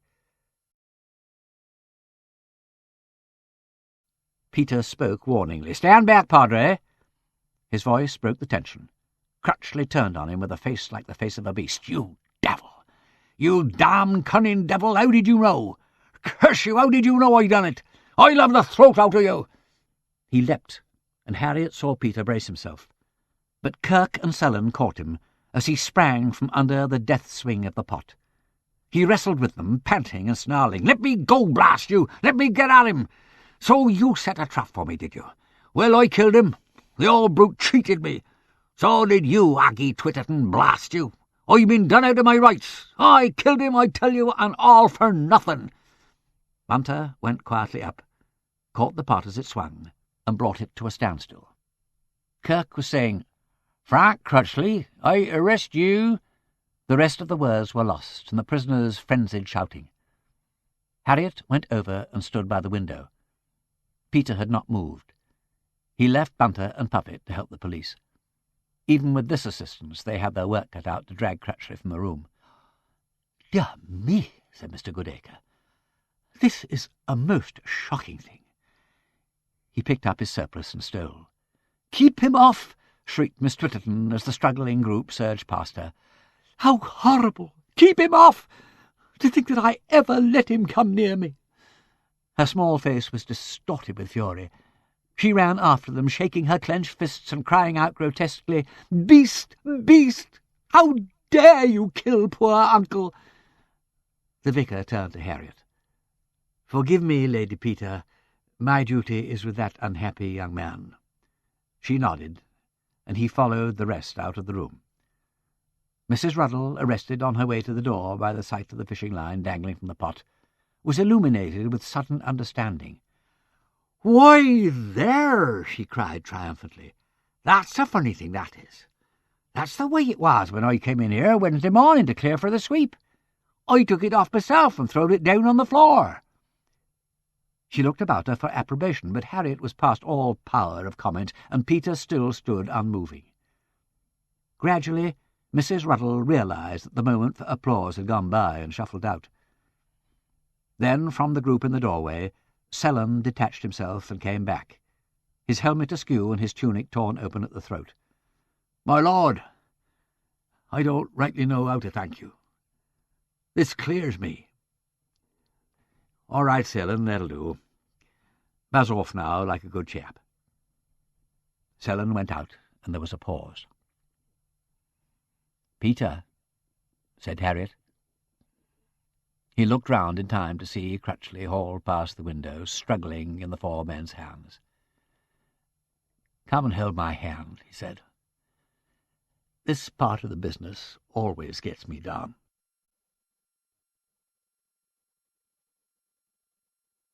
Epithalamion, Chapter 1. London. Amende honorable. Verges. You have always been called a merciful man, partner. Dogberry. Truly, I would not hang a dog by my will, much more a man. William Shakespeare, Much Ado About Nothing. Miss Harriet Vane, in those admirable detective novels with which she was accustomed to delight the hearts of murder fans, see Blurb, usually made a point of finishing off on a top note. Mr. Robert Templeton, that famous though eccentric sleuth, would unmask his murderer with a flourish of panache in the last chapter and retire promptly from the stage amid a thunder of applause, leaving somebody else to cope with the trivial details of putting the case together. What happened in real life, she discovered, was that the famous sleuth, after cramming down a hasty lunch of bread and cheese, which he was almost too preoccupied to eat, spent the rest of the afternoon at the police station making an interminable statement. The sleuth's wife and servant also made statements, and all three were then bundled unceremoniously out while statements were taken from the sweep, the charwoman, and the vicar. After which the police were prepared, if the going looked good, to sit up all night taking a statement from the prisoner. A further agreeable feature was a warning that neither the sleuth nor any of his belongings was to leave the country, or indeed go anywhere, without previously informing the police, since the next part of the procedure might take the form of a batch of summonses to appear before the magistrates. Returning home from the police station, the sleuth family found the house occupied by a couple of constables taking photographs and measurements, preparatory to removing the wireless cabinet, the brass chain, the hook, and the cactus to figure as exhibits A to D. These were, by now, the only portable objects left in the house, other than the owner's personal property, since George and Bill had finished the job and left with their van. There had been difficulty and delay in persuading them to leave without the wireless set, but here the arm of the law at length prevailed. At last the police went away and left them alone. Harriet looked round the empty sitting-room with a curiously blank sensation. There was nothing to sit on except the window-sill, so she sat on that. Bunter was upstairs locking trunks and suitcases. Peter walked aimlessly up and down the room. "I'm going up to town," he said abruptly. He looked vaguely at Harriet. "I don't know what you'd care to do." This was disconcerting, because she could not tell from his tone whether he wanted her in London or not. She asked, "Shall you be staying the night in town?" "I don't think so, but I must see Impey Biggs." So that was the difficulty. Sir Impey Biggs had been her own counsel when she had stood her trial, and Peter was wondering how she would take the mention of his name. "Do they want him for the prosecution?" "No, I want him for the defence." "Naturally. What a stupid question." "Crutchley must be defended, of course," pursued Peter, "though at the moment he's in no state to discuss anything. But they persuaded him to let a solicitor act for him. I've seen the man and offered to get Biggie for them. Crutchley needn't know we've had anything to do with it. He probably won't ask." "Must you see Impey today?" "Well, I'd rather. I rang him up at Roxford. He's in the house tonight, but he can see me if I go round after the debate on some bill or other he's concerned in." "That'll make it rather late for you, I'm afraid." "Well," said Harriet, resolved to be reasonable whatever happened, "I think you had better run me up to town. Then we can sleep at an hotel, if you like, or in your mother's house, if the servants are there. Or if you'd rather stay at your club, there's a friend I can always ring up. Or I can get up my own car and run down to Denver ahead of you." Resourceful woman. "We'll go to town, then, and wait upon the event." He seemed relieved by her readiness to accommodate herself, and presently went out to do something or other to the car. Bunter came down, looking worried. My lady, what would you wish to have done with the heavy luggage?" "I don't know, Bunter. We can't very well take it to the Dower House, and if we take it to town there's nowhere much to put it except the new house, and I don't suppose we shall be going there yet a while. I don't care to leave it here, with no one to see to it, since we can't possibly come back for some time. Even if his lordship— well, that is to say, we should have to get some furniture in." "Precisely, my lady." "I suppose you've no idea what his lordship is likely to decide?" No, my lady, I regret to say I have not." For nearly 20 years Bunter had known no plans which did not include the Piccadilly flat, and he was for once at a loss. "I'll tell you what," said Harriet. "Go up to the vicarage and ask Mrs. Goodacre from me whether we may leave it with her for a few days till we have made our plans. Then she can send it on, carriage forward. Make some excuse for my not going. Or find me a piece of paper and I'll write a note. I'd rather his lordship could find me here when he wants me." "I understand perfectly, my lady. If I may say so, I think that will be an excellent arrangement." One felt rather shabby, perhaps, for not going to say au revoir to the Goodacres. But quite apart from what Peter might or might not want, the thought of Mrs. Goodacre's questions and Mr. Goodacre's lamentations was a daunting one. When Bunter returned, bringing a cordial note of assent from the vicar's wife, he reported that Miss Twitterton was also at the parsonage, and Harriet was more than ever thankful to have escaped. Mrs. Ruddle seemed to have disappeared. She and Bert were, indeed, having a sumptuous 6 o'clock tea with Mrs. Hodges and a few neighbours, eager to have their news served up piping hot. The only person who lingered to bid them farewell was Mr. Puffet. He did not intrude, only as the car moved out into the lane, he popped into Ken from the top of a neighbouring gate, where he seemed to have been enjoying a peaceful smoke. "Just," said Mr. Puffet, "to wish you luck, my lord and my lady, and hope as we shall be seeing you here again afore long. You ain't had things so comfortable as you might have hoped, but there's more than one 'll be sorry if you was to take a misliking to Pagnum on that account. And if you'd like them chimneys given a thorough overhaul, or any other little job in the sweeping or building line, you've only to mention it, and I'd be happy to oblige." Harriet thanked him very much. "There's one thing," said Peter. "Over at Lopsley there's a sundial in the old churchyard, made from one of our chimney pots. I'm writing to the squire to offer him a new sundial in exchange. May I tell him that you will call for the old one and see to getting it put back?" "I'll do that and welcome," said Mr. Puffet. "And if you know where any of the others have gone, you might let me know." Mr. Puffet promised readily that he would. They shook hands with him and left him standing in the middle of the lane, cheerfully waving his bowler till the car had turned the corner. They drove for 5 miles or so in silence. Then Peter said, "There's a little architect who'd make a good job of the bathroom extension. His name's Phipps. He's a common little writer, but he has a real feeling for period stuff. He did the church over at Duke's, Denver, and he and I got really friendly about 13 years ago when he was troubled with a corpse in his bathroom. I think I'll send him a line. He sounds just right. You haven't taken what Puffet calls a misliking to tall boys, then? I was afraid you might want to get rid of it."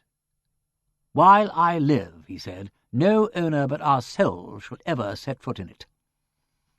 She was satisfied and said no more. They ran into London in time for dinner. Sir Impey Biggs extricated himself from his debate about midnight. He greeted Harriet with a cheerful friendliness, Peter as the lifelong friend and connection that he was, and both with all proper congratulations on their marriage. Although there had been no further discussion on the subject, it had somehow been taken for granted that there was now no more question of Harriet's going to sleep with a friend or driving to Denver alone. After dinner, Peter had merely said, "It's no good going down to the house yet," and they had turned into a news cinema and seen a Mickey Mouse and an educational film about the iron and steel industry. "Well, well, well," said Sir Impey. "So you want me to tackle a defence for you? This business down in Hertfordshire, I suppose?" Yes. I warned you beforehand. You haven't a very good case." "Well, never mind. We've tackled some pretty hopeless jobs before now. With you on our side, I know we can put up a good fight." "I'm not, Biggie. I'm a witness for the prosecution." The K.C. whistled. "The devil you are. Then why are you briefing counsel for the prisoner? Conscience money?" "More or less. It's rather a rotten show altogether, and we'd like to do our best for the man. I mean to say, don't you know, there we were, just married and everything pleasant about us, and then this happens. And the local bobbies can make nothing of it. And we horn in, looking all silk-lined and fasten the crime on a poor devil who hasn't got a bean in the world and hasn't done us any harm except dig the garden. Well, anyway, we'd like you to defend him." "Well, you better begin at the beginning." Peter began at the beginning, and went on, interrupted only by the older man's shrewd questions to the end. It took a long time. "Well, Peter, you're handing me a nice pup, including the criminal's own confession." "He didn't give that on oath. Shock, nerves, frightened into it by my unfair trick with the pot." "Suppose he's made it again to the police?" "Badgered into it by questions. Surely you're not going to be worried about a little thing like that?" "There's the chain and the hook and the lead in the pot." "Who's to say Crutchley put them there? They may have been part of one of old Noakes's little games." "And the watering of the cactus and wiping of the pot?" "Bagatelles. We've only the vicar's opinion about the metabolism of cacti." "Can you dispose of the motive, too?" "Motive doesn't make a case." "It does, for 9 juries out of 10. "Very well. Several other people had motives." Your Twitterton woman, for instance. Had I better try to hint that she might have done it?" "If you fancy she'd have the wits to realize that a pendulum must always pass directly beneath its point of suspension." By the way, supposing you people hadn't turned up, what would have been the murderer's next step? What do you think would happen?" "If Crutchley was the murderer?" "Well, yes. He must have expected the body would be found lying on the sitting-room floor by the next person who entered the house." "Yes, I thought of that. The next person to enter the house in the ordinary way would have been Miss Twitterton, who had a key. She was completely under his thumb. Remember, they used to meet in the evenings in Great Padford churchyard. He'd have no difficulty in finding out whether she intended to go over at any time during the week to see her uncle. If she denounced any such intention, he'd have taken steps, asked for an hour off from the garage on private business, and contrived to run across Miss Twitterton on her way to the house. If Mrs. Ruddle had thought to tell Miss Twitterton that old Noakes had disappeared, it would have been easier still. The first person to be consulted would have been dear Frank, who knew all about everything. Best of all would have been what nearly happened, that Mrs. Ruddle should have taken the situation for granted and said nothing to anyone. Then Crutchley would have arrived at Talboys as usual on the Wednesday morning, found, to his surprise, he couldn't get in, gone to fetch the key from Miss Twitterton, and discovered the body for himself. In any case, he'd have been the first on the scene, with or without Miss Twitterton. If he was alone, very good. If not, he'd have dispatched her on her bicycle to fetch the police, and taken the opportunity while her back was turned to rescue the string, polish the pot, remove the other chain from the chimney, and generally see that the whole place presented an innocent appearance. I don't know why the chain was put up the chimney in the first instance, but I imagine old Noakes came in on him unexpectedly, just as he'd made the exchange, and he had to get rid of it quickly. Probably he thought it would be safe enough there, and didn't bother too much." "And suppose Noakes had come into the sitting-room between 6:20 and 9 o'clock?" "Ah, well, that was the risk. But old Noakes was regular as clockwork. He had his supper at 7:30, the sun set at 6:38, and the room is low-windowed and darkish. At any time after 7, chances were that he would notice nothing. But make what play you like with that." "He must have had a disagreeable morning the day you arrived," said Sir Impey. "Always supposing, of course, that this prosecution is justified. I wonder he made no efforts after the crime was discovered to get the chain removed." "He did," said Harriet. "He came in 3 times while the furniture removers were there, and made a quite determined effort to get me out of the room to investigate some tin goods. I did go out once and met him in the passage, making for the sitting-room." "Ah," said Sir Impey. "And you be prepared to go into the box and swear to that? You don't leave me much chance between you. If you'd had any consideration for me, Peter, you would have married a less intelligent woman." "I'm afraid I've been selfish about that. But you'll take the case, Binky, and do your best? To please you, I will. I shall enjoy cross-examining you. If you think of any awkward questions to put to yourself, let me know. Now be off with you. I'm getting old, and bed's the place for me. So that's that, said Peter. They stood on the pavement, shivering a little. It was nearly 3 in the morning, and the air was sharp. What now? Do we seek a hotel? What was the right answer to that?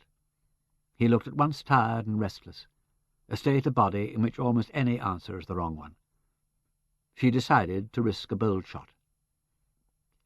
How far is it to Duke's Denver? Just over 90 miles, say 95. Would you like to drive straight down? We could pick up the car and be out of town by 3:30. I'd promise not to drive fast, and you might be able to get a bit of sleep on the way. Miraculously, the answer had been the right one. She said, Yes, let's do that. They found a taxi. Peter gave it the address of the garage where they had left the car, and they trundled away through the silent streets. Where's Bunter? He's gone down by train with a message to say we might be a little late. Will your mother mind? No. She's known me for 45 years.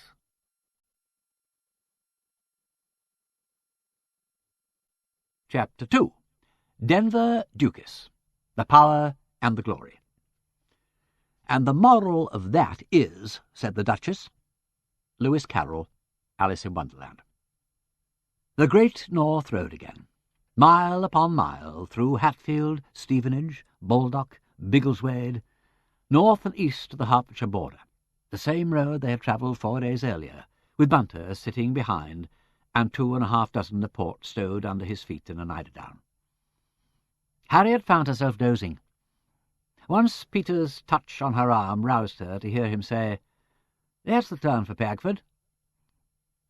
Huntingdon, Charteris, March, still north and east, with the wind blowing keener over the wide flats from the bitter northern sea, and the greyness that heralds the dawn lifting coldly into the sky ahead. Where are we now? Coming into Downham Market. We've just passed through Denver, the original Denver. Duke's Denver is about 50 miles further on. The car swung through the little town and turned due east. What time is it? Just upon 6. I've only averaged 35. The fen lay behind them now, and the country was growing more wooded. As the sun rose, they slipped into a tiny village with a church from whose tower a clock struck the quarter. Denver Ducis, said Peter. He let the car dawdle down the narrow street. In the cottages, lighted windows showed where men and women were rising to go early to work. A man came out from a gate, stared at the car, and touched his hat. Peter acknowledged the salute. Now they were out of the village, and running along beside a low wall, with high forest trees hanging over it. The Dower House is on the other side, said Peter. It'll save time to go through the park. They swung into a tall gateway with a lodge beside it. The growing light showed the stone beasts crouched upon the posts, holding each a shield of arms. With the noise of the horn, a man hurried out of the lodge in his shirt sleeves, and the gates swung back. "Morning, Jenkins," said Peter, and let the car stop. "Sorry to bring you out so early." "Oh, no call to be sorry, my lord." The lodge-keeper turned to call over his shoulder. "Mother, here's his lordship." He was an elderly man, and spoke with the familiarity of long service. "We were expecting you any time. The sooner the better for us." "Will this be her new ladyship?" "Got it in one, Jenkins." A woman appeared, wrapping a shawl about her and curtsying. Harriet shook hands with the pair of them. "This is no way to bring your bride home, my lord," said Jenkins reprovingly. "We had the bells run for you on Tuesday, and we were meaning to give you a good welcome when you came." I know," said Peter, "but I never could do anything right for my boy, could I? Talking of that, are the boys all well?" "Doing first rate, my lord, thank you. Bill's got his sergeant's stripes last week." "Good luck to it," said Peter heartily. He let the clutch in, and they moved on up a wide avenue of beeches. I suppose it's a mile from your gate to the front door. Just about. And do you keep deer in the park? We do. And peacocks on the terrace? I'm afraid so. All the storybook things. At the far end of the avenue, the great house loomed grey against the sunlight. A long Palladian front, its windows still asleep, and behind it the chimneys and turrets of rambling wings and odd, fantastic sprouts of architectural fancy. "It's not very old," said Peter apologetically as they turned away, leaving the house on their left. "Nothing before Queen Elizabeth. No donjon keep, no moat. The castle fell down a good many years ago, I'm thankful to say. But we've got specimens of all the bad periods since then, and one or two of the good ones. And the dower house is impeccable Inigo Jones." Harriet, stumbling sleepily upon the impeccable Inigo Jones staircase in the wake of a tall footman, was aware of a scurry of high heels on the landing and a cry of delight. The footman flattened himself swiftly against the wall as the Dowager Duchess shot past him in a rose-pink dressing-gown, her white plaits flying and Ahasuerus clinging for dear life to her shoulder. "My darlings, how lovely to see you! Morton, go and get Franklin out of bed and send her to her ladyship immediately. You must be tired and famished. Oh, how dreadful about that poor young man! Oh, your hands are frozen, my dear. I do hope Peter hasn't been driving at 100 miles an hour this horrid cold morning. Morton, you silly man, can't you see Ahasuerus is scratching me? Look, take him off at once. I put you in the tapestry room, it's warmer. Oh, dear me, I feel as though I hadn't seen either of you for a month. Morton, tell them to bring the breakfast up here instantly. And what you want, Peter, is a hot bath." "Baths," said Peter. "Real baths are definitely a good idea." They walked along a wide landing with aquatints along the wall, and 2 or 3 tables in Queen Anne chinoiserie with famille rose jars upon them. At the door of the tapestry room was Bunter, who must either have got up very early or never have gone to bed, for he was dressed with an impeccability worthy of Inigo Jones. Franklin, also impeccable, but slightly flurried in her manner, arrived almost at the same time. The grateful sound of running water broke refreshingly upon the ear. The Duchess kissed them both, announcing that they were to do exactly as they liked, and that she wasn't going to bother them. And before the door shut they heard her energetically scolding Morton for not having gone to see the dentist and threatening him with gumboils, pyorrhea, septic poisoning, indigestion, and a complete set of false teeth if he persisted in behaving like a baby. "This," said Peter, "is one of the presentable Wimseys, Lord Roger. He was a friend of Sidney's and wrote poetry and died young of a wasting fever and all that kind of thing. That, as you see, is Queen Elizabeth. She slept here in the usual way and nearly bust the family bank. The portrait is said to be by Zucchero, but it's not. The contemporary Duke, on the other hand, really is by Antonio Moro, and that's the best thing about it. He was one of the tedious Wimseys, and greed was his leading characteristic. This old harridan was his sister, Lady Stavesacre, who slapped Francis Bacon's face. She's no business to be here, but the Stavesacres are hard up, so he brought her in." The afternoon sun slanted in through the long windows of the gallery, picking out here a blue garter ribbon, there a scarlet uniform, lighting up a pair of slender hands by Van Dyck, playing among the powdered curls of the Gainsborough, or throwing into sudden startling brilliance some harsh white face set in a sombre black periwig. "That awful ill-tempered-looking brute is I forget which Duke, but his name was Thomas, and he died about 1775. His son made a sad, imprudent marriage with a hosier's widow. Here she is, looking rather fed up about it. And here's the prodigal son. Rather a look of Jerry about him, don't you think?" "Yes, it's very like him." "Who's this one? He's got a queer, visionary sort of face, rather nice." "That's their younger son, Mortimer. He was as mad as a hatter, and founded a new religion with himself as its only follower. That's Dr. Gervase Wimsey, Dean of St. Paul's. He was a martyr under Queen Mary. This is his brother Henry. He raised the standard of Queen Mary in Norfolk at her accession. Our family's always been very good at having a foot in both camps. That's my father. Like Gerald, but much better looking. That's a sergeant, which is about its only excuse for existence. How old were you then, Peter? 21. Full of illusions and trying hard to look sophisticated. Sergeant saw through that, damn the fella. Here is Gerald with a horse by Firth, and downstairs, in the horrible room he calls his study, you will find a picture of a horse with Gerald by Munnings. Here's My Mother by Laszlo, a first-class portrait of her, a good many years ago, of course. Not that anything but a very rapidly moving picture would really convey her quality. She fills me with delight. When I came down just before lunch, I found her in the hall putting iodine on Bunter's nose, where Ahasuerus had scratched him. That cat scratches everybody. I saw Bunter. He was very self-conscious about it. I am thankful to say, my lord, that the colour of the application is exceedingly transient. My mother is rather wasted upon a small household. She was at her best with her staff at the Hall, who all went in mortal terror of her. There's a legend that she personally ironed our old butler's back for lumbago, but she says it wasn't a flat iron, but a mustard plaster. Have you seen enough of this Chamber of Horrors? I like looking at them, though they make me feel sympathetic to the hosier's widow, and I'd like to hear some more about the histories. You'll have to get hold of Mrs. Sweetapple. She's the housekeeper and knows them all by heart. I'd better show you the library, though it ain't what it ought to be. It's full of the most appalling rubbish, and the good stuff isn't properly catalogued. Neither my father nor my grandfather did anything about it, and Gerald's hopeless. We've got an old bird muddling around there now. He's my third cousin, not the one who's potty and lives at Nice, his younger brother. He hasn't got a bean, so it quite suits him to toddle about down here. And he does his best. He really knows quite a lot of antiquarian stuff, only he has very short sight and no method, and never can keep to one subject at a time. This is the great ballroom. Rather fine, really, if you don't object to pomp on principle.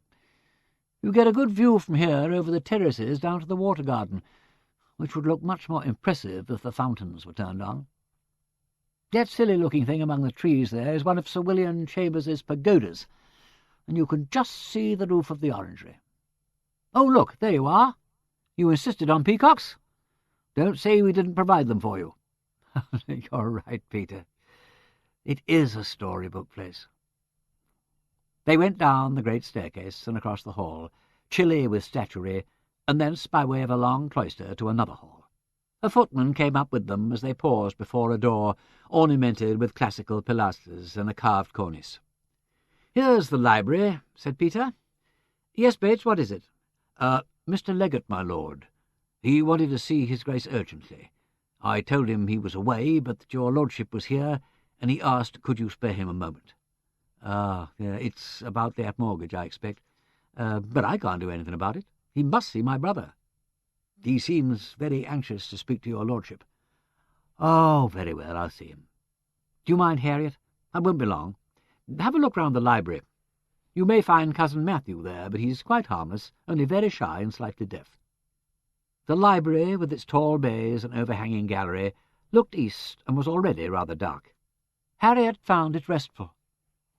She wandered along, pulling out here and there a calf-bound volume at random, sniffing the sweet, musty odour of ancient books, smiling at a carved panel over one of the fireplaces, on which the Wimsey mice had escaped from the coat of arms and played in and out of a heavily undercut swag of flowers and wheat ears. A large table, littered deep in books and papers, she judged to belong to Cousin Matthew. The half-written sheet in an elderly man's rather tremulous writing appeared to be part of the family chronicle.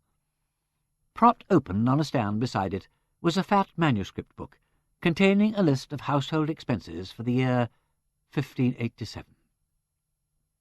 She pored over it for a few moments, making out such items as to 1 pair cushions of red sarcenet for my Lady Jones' chambery, and to 2 le tenterhooks and 3 le nails for the same, and then continued to explore till, rounding the corner of the bookshelves into the end bay, she was quite startled to come upon an elderly gentleman in a dressing-gown.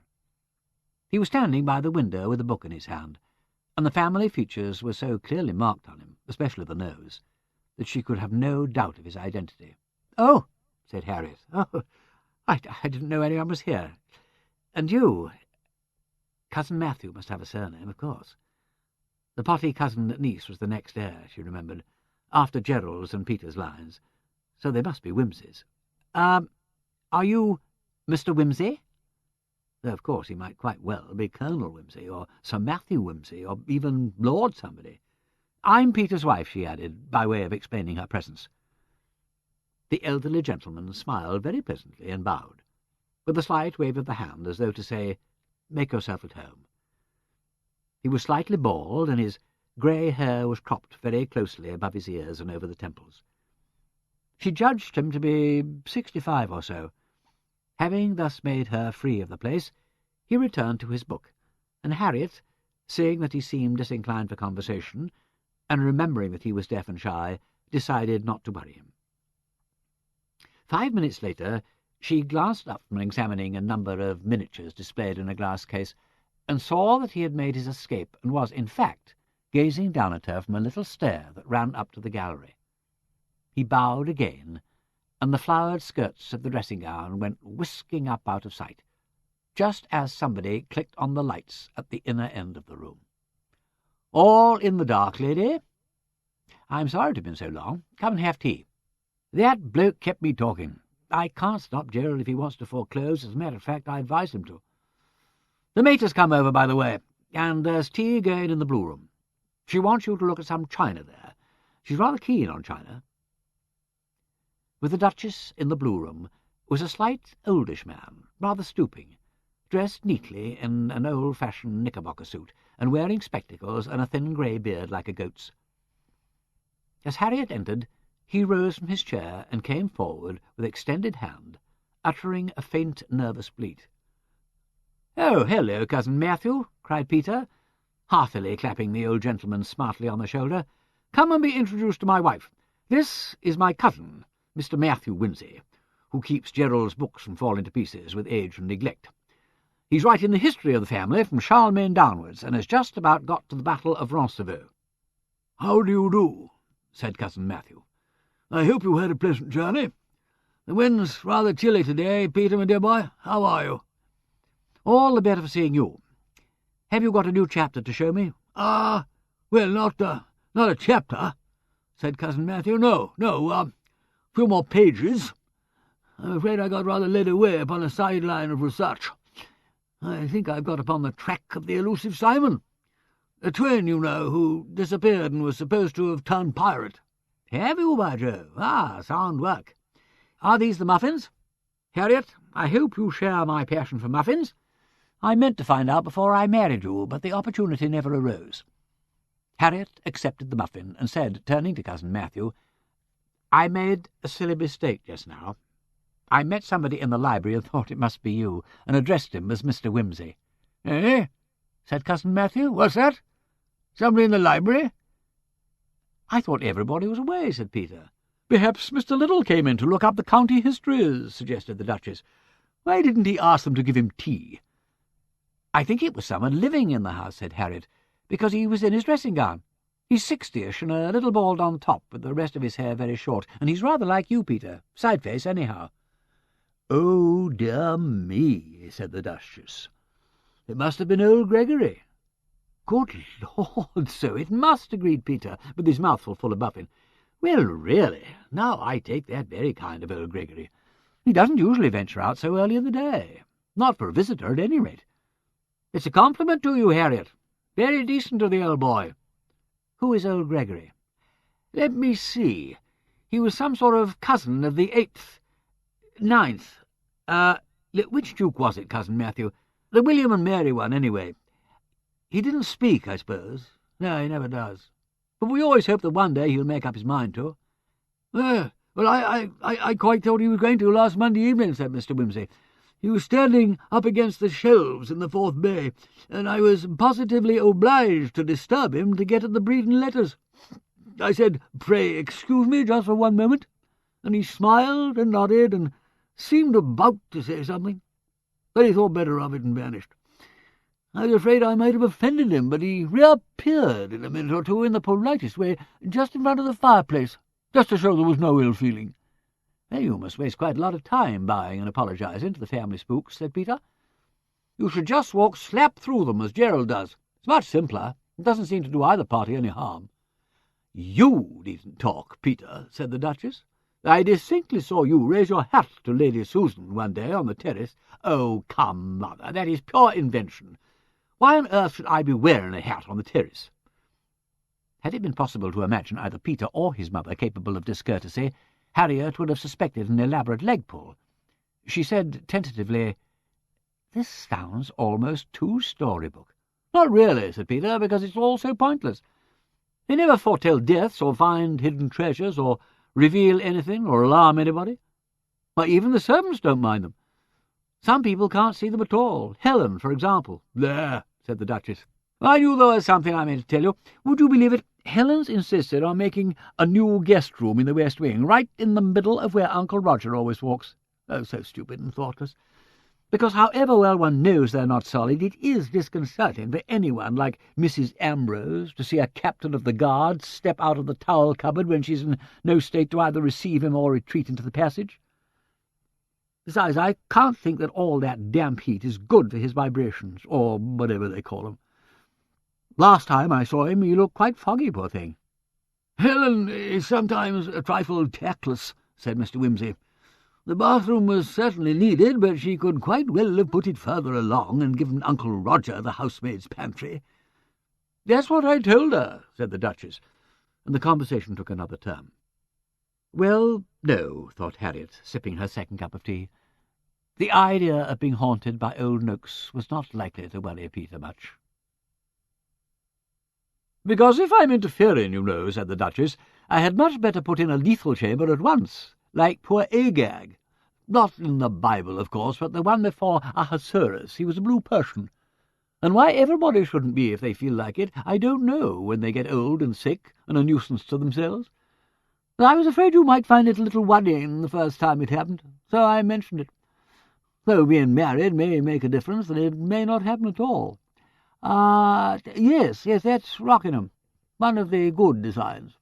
Most of it is too tuppence-coloured, but this is one of Bramall's landscapes. You wouldn't think anyone who talks so much could be so inaccessible, really, but I always tell myself it's that absurd pretence that one hasn't got any weaknesses. So silly, because we all have. Only my husband never would hear of it. Now, isn't this bowl amusing? You can see it's Derby by the glaze, but the painting was done by Lady Sarah Wimsey, who married into the Severn and Thameses. It's a group of her and her brother and their little dog, and you can recognise the funny little temple. It's the one down by the lake.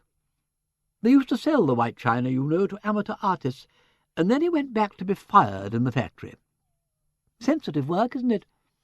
Wimseys are either very sensitive or not sensitive at all to things like painting and music. She put her head on one side and looked up at Harriet over the rim of the bowl with bright brown eyes like a bird's. "I thought it might be rather like that," said Harriet, going back to what the Duchess had really said. "I remember one time when he just finished up a case, he came out to dinner and really seemed quite ill." "He doesn't like responsibility, you know," said the Duchess. "And the war and one thing and another was bad for people that way. There were 18 months. Not that I suppose he'll ever tell you about that. At least if he does, then you'll know he's cured. I don't mean he went out of his mind or anything, and he was always perfectly sweet about it. And he was so dreadfully afraid to go to sleep. And he couldn't give an order, not even to the servants, which made it really very miserable for him, poor lamb.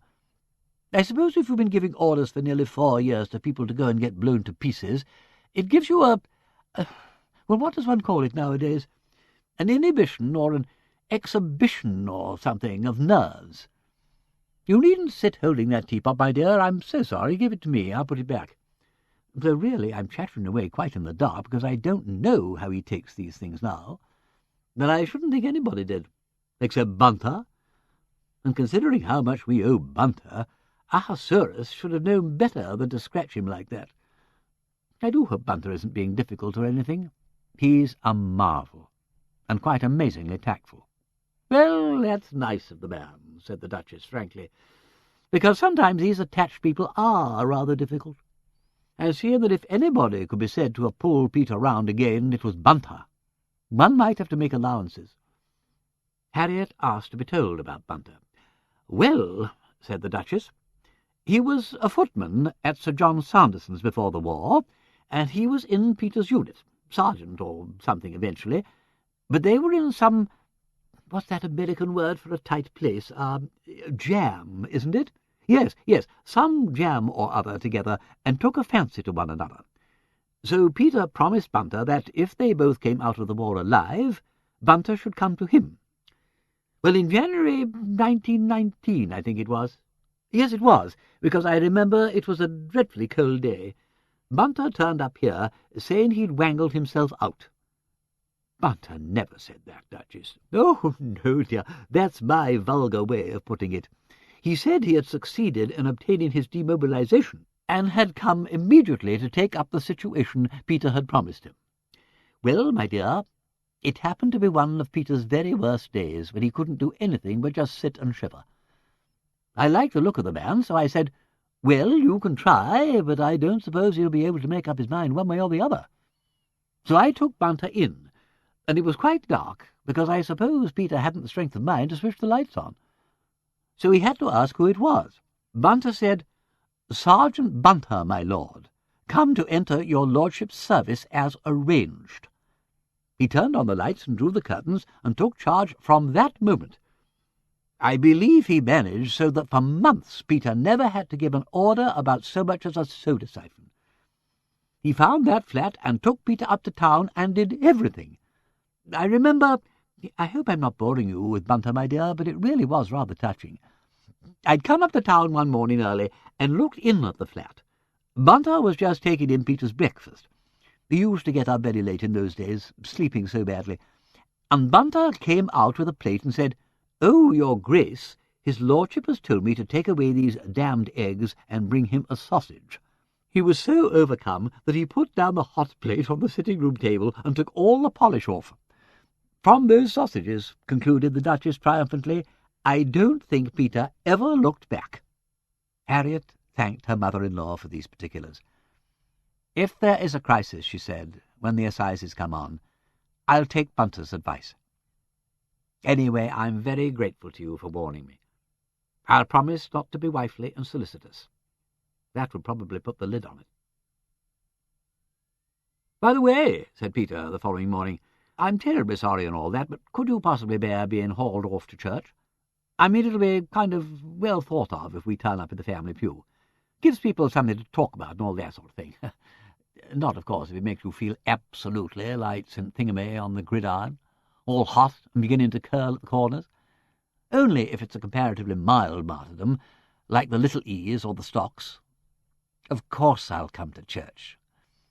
It felt a little odd, all the same, to stand virtuously in the hall with Peter, waiting for a parent to come and shepherd one away to morning service. It took, for one thing, so many years off one's age.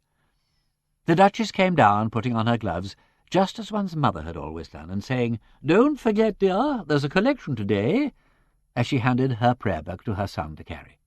"Oh, and," said the Duchess, "the vicar sent up a message that his asthma's rather bad, and the curate's away. So, as Gerald isn't there, he'd be very grateful if you would read the lessons." Peter said amiably that he would, but hoped it wouldn't be anything about Jacob, whose personality irritated him. "No, dear, it's a nice gloomy piece out of Jeremiah. You'll do it so much better than Mr. Jones, because I was always very careful about adenoids, making you breathe through the nose. We'll pick up Cousin Matthew on the way." The church was packed. "Good house," said Peter, surveying the congregation from the porch. "The peppermint season has begun, I notice." He removed his hat and followed his female belongings up the aisle with preternatural decorum. "World without end. Amen." The congregation sat down with a creak and a shuffle, and disposed itself to listen with approval to his lordship's rendering of Jewish prophecy.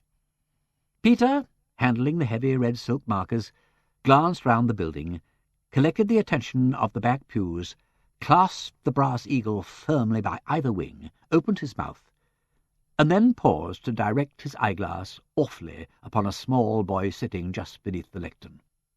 "Is that Willie Blodgett?" Willie Blodgett became petrified. "Now don't you pinch your sister again. It ain't cricket." "There," said Willie Blodgett's mother in an audible whisper. "Sit still. I declare I'm ashamed of you." "Here beginneth the 5th chapter of the book of the prophet Jeremiah. Run ye to and fro through the streets of Jerusalem, and see now, and know, and seek in the broad places thereof, if ye can find a man, if there be any that executeth judgment." Yes, indeed. Frank Crutchley in the local jail. Was he listening to execution and judgment?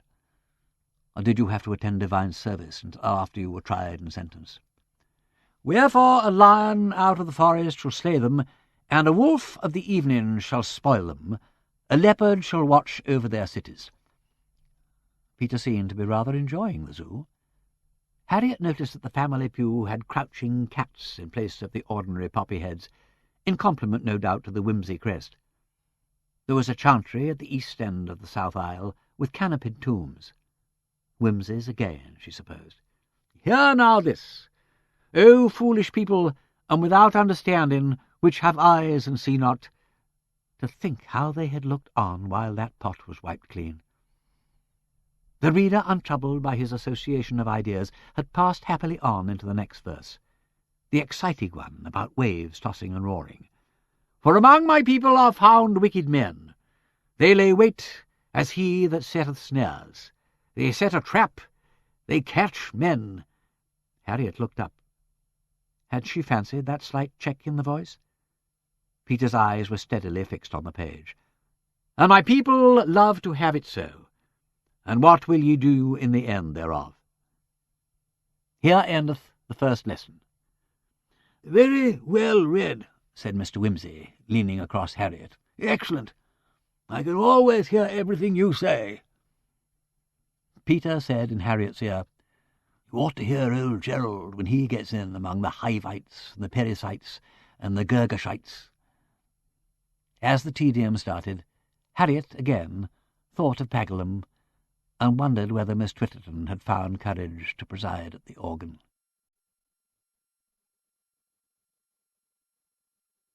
Chapter 3. Tallboys. Crown Celestial. "So here I'll watch the night and wait to see the morning shine, when he will hear the stroke of 8, and not the stroke of 9. A. E. Houseman, a Shropshire lad. After the magistrates' court, they were free until the assizes, so they finished their honeymoon in Spain after all. The Dowager Duchess wrote that the furniture had been sent up the Tallboys from the hall, and that the painting and plastering were done. It would be better to leave work on the new bathroom until the frosts were over, but the house was habitable. And Harriet wrote back that they were coming home in time for the trial, and that no marriage had ever been so happy as theirs. Only Peter was dreaming again. Sir Impey Biggs cross-examining.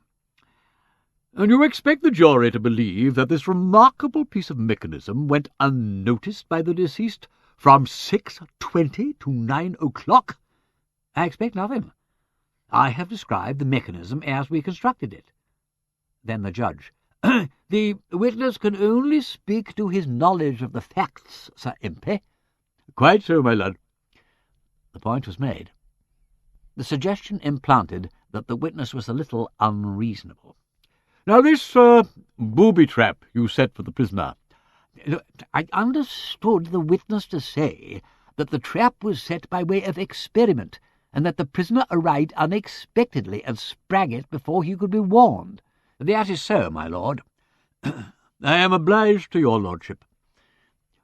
What effect did the accidental springing of this booby-trap have upon the prisoner?" "He seemed very much frightened." "We may easily believe that." "And astonished?" "Yes." "When suffering under this very natural surprise and alarm, was he able to speak coolly and collectedly?" "He was anything but cool and collected." "Did you think he was aware of what he was saying?" "I can scarcely be a judge of that. He was agitated." Would you go so far as to call his manner frenzied? Yes, that word describes it very well. He was out of his mind with terror? I am not qualified to say so.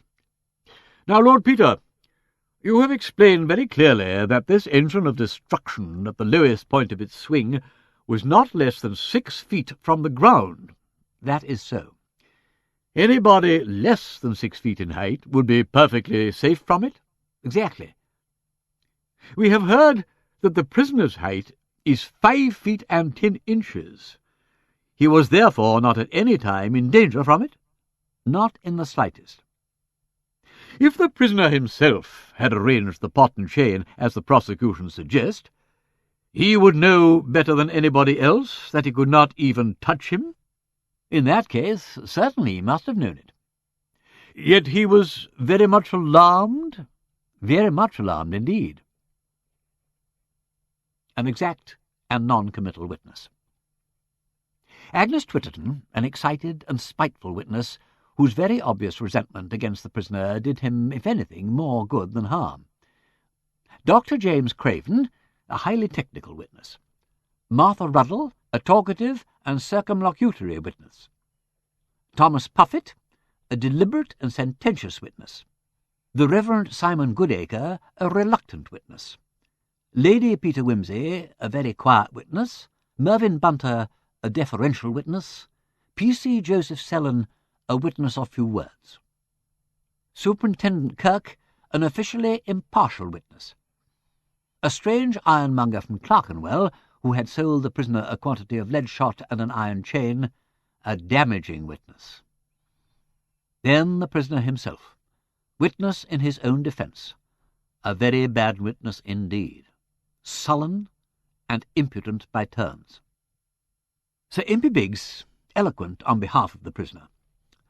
This industrious and ambitious young man, hinting at prejudice, a lady who may have some cause to fancy herself ill-used, indulgently sceptical about the instrument of destruction so picturesquely constructed by a gentleman whose ingenuity is notorious, virtuously indignant at the construction placed upon words uttered at random by a terrorized man, astonished to discover in the case for the prosecution not a scintilla of direct proof, passionately moving in his appeal to the jury not to sacrifice a young and valuable life on evidence so flimsily put together.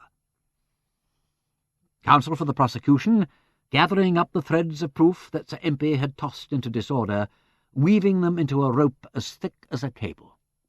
The judge, undoing the twist again to show the jury exactly what was the strength of each separate strand, and handing the material back to them neatly sorted. The jury absent for an hour. Sir Impey Biggs came over. If they hesitate all this time, they may acquit him in spite of himself. You ought to have kept him out of the box. We advised him to stay out. I think he's got swollen head. Here they come. Members of the jury, are you agreed upon your verdict? We are. Do you find the prisoner guilty or not guilty of the murder of William Noakes? Guilty. You say he is guilty? And that is the verdict of you all? Yes. Prisoner at the bar, you have been arraigned upon a charge of murder, and have placed yourself upon your country. That country has now found you guilty. Have you anything to say why judgment of death should not be pronounced upon you according to law? I say I don't care a damn for the lot of you. You've proved nothing against me. His lordship was a rich man, and he had a down on me. Him and Aggie Twitterton. A prisoner at the bar, the jury, after a careful, impatient hearing, have found you guilty of murder. In that verdict I entirely concur. The sentence of the court upon you is that you be taken from hence to the place from which you came, and thence to a place of execution, and you be there hanged by the neck until you be dead, and your body buried in the precincts of the prison in which you shall last have been confined. and may the Lord have mercy upon your soul. Amen. One of the most admirable features of the English criminal law is said to be its dispatch. You are tried as soon as possible after your arrest. The trial takes 3 or 4 days at most, and after your conviction, unless of course you appeal, you are executed within 3 weeks. Crutchley refused to appeal, preferring to announce that he had done it, that he'd do it again, and let them get on with it. It made no odds to him. Harriet, in consequence, was left to form the opinion that 3 weeks was quite the worst period of waiting in the world. A prisoner should be executed the morning after his conviction, as after a court-martial, so that one could get all the misery over in a lump and have done with it. Or the business should be left to drag on for months and years, as in America, till one was so weary of it as to have exhausted all emotion. The worst feature, she thought, about those 3 weeks was Peter's determined courtesy and cheerfulness. Whenever he was not over at the county jail, patiently inquiring whether there was anything he could do for the prisoner, he was at Talboys, being considerate, admiring the arrangement of the house and furniture, or putting himself at his wife's disposal to tour the country in search of the missing chimney-pots or other objects of interest. This heart-breaking courtesy was punctuated by fits of exigent and exhausting passion, which alarmed her not only by their reckless abandonment, but by being apparently automatic and almost impersonal. She welcomed them, because he would sleep afterwards as though stunned. But every day found him more firmly entrenched behind some kind of protective fortification, and herself becoming less and less a person to him.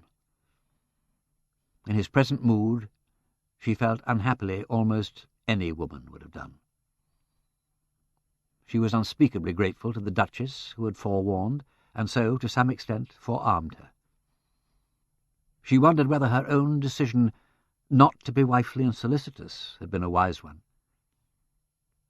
She wrote asking for counsel.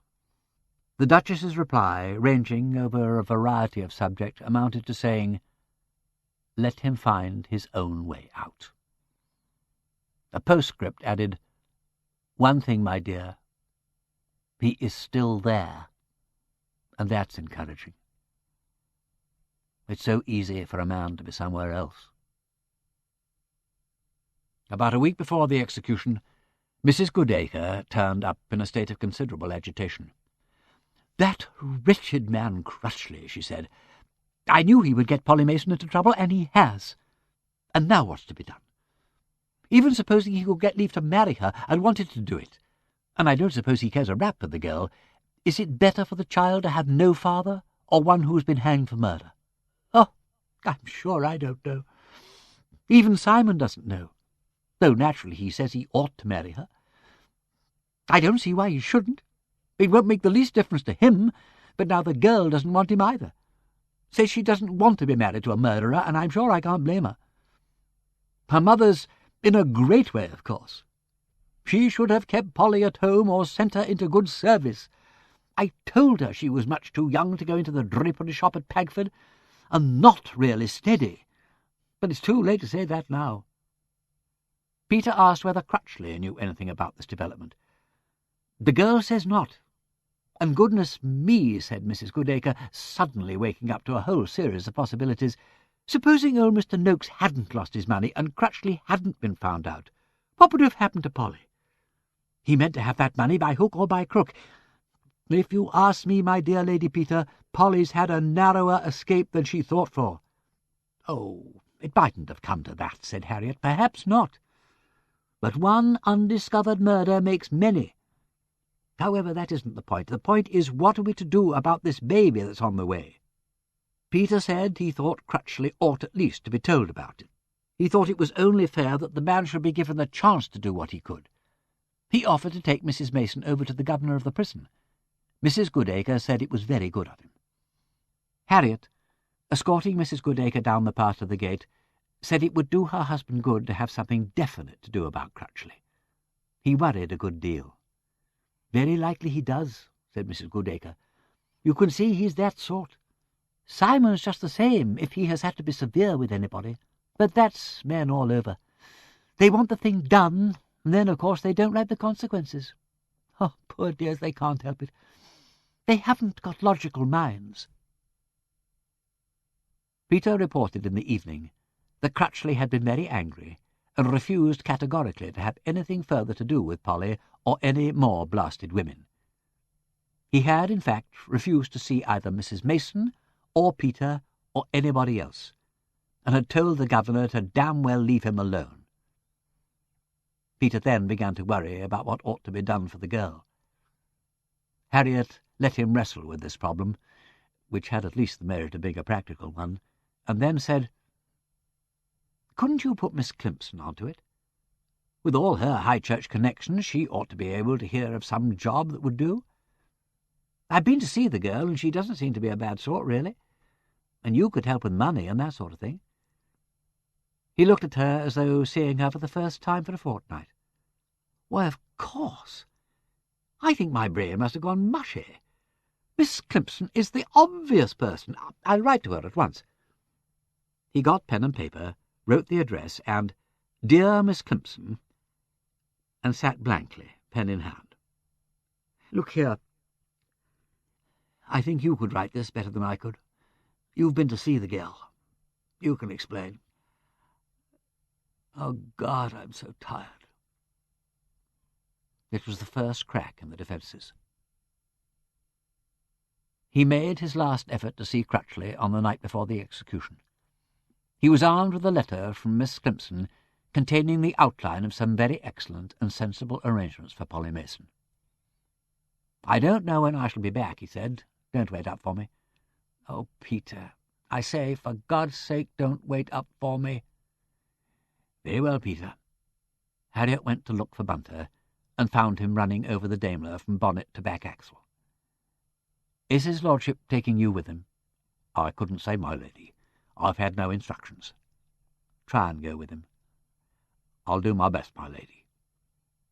"Bunter, what usually happens?" "It depends, my lady. If the condemned man is able to display a friendly spirit, the reaction is less painful for all concerned. On the other hand, I have known us take the next boat or aeroplane to a foreign country at a considerable distance. But the circumstances have, of course, been different." "Yes." "Bunter, his lordship has particularly said he does not wish me to sit up for him. But if he should return tonight, and he doesn't... if he should be very restless—" That sentence did not seem to be ending properly. Harriet began again. "I shall go upstairs. But I don't see how one could possibly sleep. I shall sit by the fire in my room." "Very good, my lady." Their eyes met with perfect understanding. The car was brought round to the door. "All right, Bunter, that'll do. Your lordship does not require my services?" "Obviously not. You can't leave her ladyship alone in the house." Her ladyship has been good enough to give me permission to go." "Oh." A pause, during which Harriet, standing in the porch, had time to think. "Suppose he asks me whether I imagine he needs a keeper?" Then Bunter's voice, with exactly the right note of dignified injury. "I had anticipated that your lordship would wish me to accompany you, as usual." "I see." "Very well, hop in." The old house was Harriet's companion in her vigil. It waited with her, its evil spirit cast out, itself swept and garnished, ready for the visit of devil or angel. It was past 2 o'clock when she heard the car return. There were steps on the gravel, the opening and shutting of the door, a brief murmur of voices, then silence. Then, unheralded by so much as a shuffle on the stair, came Bunter's soft tap at the little door. "Well, Bunter?" "Everything has been done that could be done, my lady." They spoke in hushed tones, as though the doomed man lay already dead. It was some considerable time before he would consent to see his lordship. At length the governor persuaded him, and his lordship was able to deliver the message and acquaint him with the arrangements made for the young woman's future. I understand that he seemed to take very little interest in the matter. They told me there that he continued to be a sullen and intractable prisoner. His lordship came away very much distressed. It is his custom, under such circumstances, to ask the condemned man's forgiveness. From his demeanour, I do not think he had it. Did you come straight back? No, my lady, no. On leaving the prison at midnight, his lordship drove away in a westerly direction, very fast, for about 50 miles. That is not unusual. I have frequently known him drive all night. Then he stopped the car suddenly at a crossroads, waited for a few minutes as though he were endeavouring to make up his mind, turned round and came straight back here, driving even faster. He was shivering very much when we came in, but refused to eat or drink anything. He said he could not sleep, so I made up a good fire in the sitting-room. I left him seated on the settle. I came up by the back way, my lady, because I think he might not wish to feel that you were in any anxiety about him. Quite right, Bunter. I'm glad you did that. Where are you going to be? I shall remain in the kitchen, my lady, within call. His lordship is not likely to require me, but if he should do so, he will find me at hand, making myself a little supper. That's an excellent plan. I expect his lordship will prefer to be left to himself, but if he should ask for me, not on any account unless or until he does, will you tell him— Yes, my lady? Tell him that there is still a light in my room, and that you think I am very much concerned about Crutchley. Very good, my lady. Would your ladyship like me to bring you a cup of tea? Oh, Bunter, thank you. Yes, I should. When the tea came, she drank it thirstily, and then sat listening. Everything was silent, except the church clock chiming out the quarters. But when she went into the next room, she could hear faintly the beat of restless feet on the floor below. She went back and waited. She could think only one thing, and that over and over again. I must not go to him. He must come to me. If he doesn't want me, I've failed altogether, and that failure will be with us all our lives. But the decision must be his and not mine. I have got to accept it. I have got to be patient. Whatever happens, I must not go to him. It was 4 by the church clock when she heard the sound she had been waiting for. The door at the bottom of the stair creaked. For a few moments nothing followed, and she thought he'd changed his mind. She held her breath till she heard his footsteps mount slowly and reluctantly and enter the next room. She feared they might stop there, but this time he came straight on and pushed open the door which she had left ajar. "Harriet, come in, my dear." He came over and stood close beside her, mute and shivering. She put her hand out to him, and he took it eagerly, laying his other hand in a fumbling gesture on her shoulder. "You're cold, Peter. Come nearer the fire." It's not cold," he said, half angrily. "It's my rotten nerves. I can't help it. I suppose I've never been really right since the war. Oh, I hate behaving like this. I tried to stick it out by myself, but why should you? It's this damn waiting about till they've finished." "I know. I couldn't sleep either." He stood, holding out his hands mechanically to the fire, till he could control the chattering of his teeth. "It's damnable for you, too. I'm sorry I'd forgotten. Oh, that sounds idiotic, but I've always been alone." "Yes, of course. I'm like that, too. I like to crawl away and hide in a corner." "Well," he said, with a transitory gleam of himself, "you're my corner, and I've come to hide." "Yes, my dearest." And the trumpet sounded for her on the other side. Well, it's not as bad as it might be. The worst times are when they haven't admitted it, and one goes over the evidence and wonders if one wasn't wrong after all. And sometimes they're so damn decent. What was Crutchley like? Well, he doesn't seem to care for anybody or regret anything, except that he didn't pull it off. He hates old Noakes just as much as the day he killed him. He wasn't interested in Polly, only said she was a fool and a bitch, and I was a bigger fool to waste time and money on her. And Aggie Twitterton could go and rot with the whole pack of us, and the sooner the better. Oh, Peter, how horrible. If there is a God or a judgment, what next? What have we done? I don't know. But I don't suppose anything we could do would prejudice the defence. I suppose not. I wish we knew more about it. 5 o'clock. He got up and looked out into the darkness, which as yet showed no sign of day's coming. 3 more hours. They give them something to make them sleep. It's a merciful death compared with most natural ones.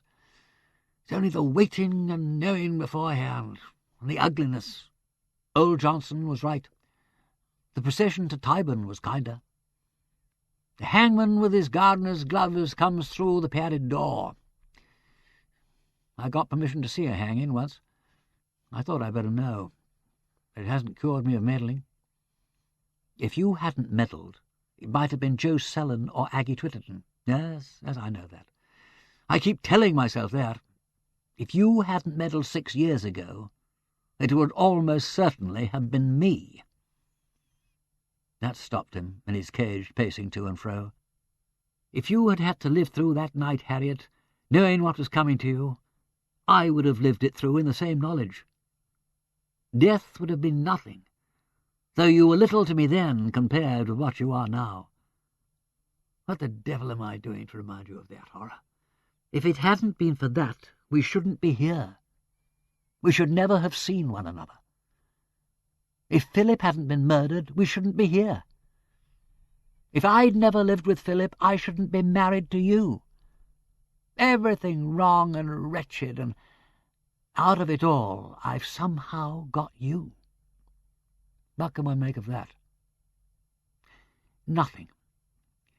There seems to be no sense in it at all. He flung the problem away from him and began his restless walk again. Presently he said, "My gracious silence." Who called his wife that? Coriolanus. Ah, another tormented devil. "I'm grateful, Harriet." No, that's not right. You're not being kind, you're being yourself. Aren't you horribly tired? Not the least bit. She found it difficult to think of Crutchley baring his teeth at death like a trapped rat. She could see his agony only at second hand through the mind that it dominated. And through that mind's distress and her own there broke uncontrollably the assurance that was like the distant note of a trumpet. They hate executions, you know. It upsets the other prisoners. They bang on the doors and make nuisances of themselves. Everybody's nervous. Caged like beasts separately. That's the hell of it. We're all in separate cells. I can't get out, said the starling. If one could only get out for one moment, or go to sleep, or stop thinking. Oh, damn that cursed clock! Harriet, for God's sake, hold on to me. Get me out of this. Break down the door. Hush, dearest, I'm here. We'll see it out together. To the eastern side of the casement, the sky grew pale with the forerunners of the dawn. Don't let me go. The light grew stronger as they waited. Quite suddenly he said, "Oh, damn," and began to cry. In an awkward, unpractised way at first, and then more easily. So she held him, crouched at her knees, against her breast, huddling his head in her arms that he might not hear 8 o'clock strike. Now, as in Tullia's tomb, one lamp burnt clear, unchanged for 1500 year.